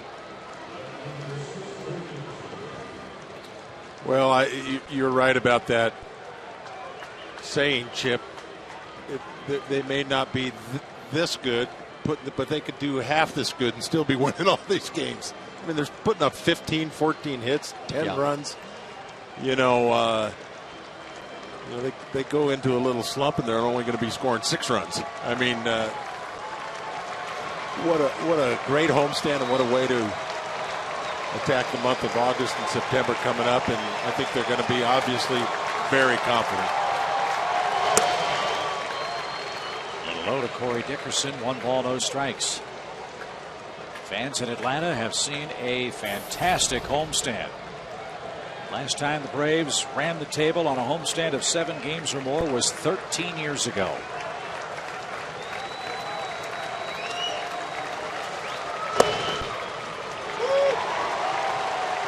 They're about to beat the Rockies for the 12th time in 13 meetings in this ballpark. That's since Ubaldo Jimenez no-hit the Braves back in 2010. Well, 13 years ago they did this, but I can't imagine that those 13 years ago it was this dominant. This many runs. Wow. Favaro kicks it to Simmons. Andrelton gets his man, and what a way to end the homestand.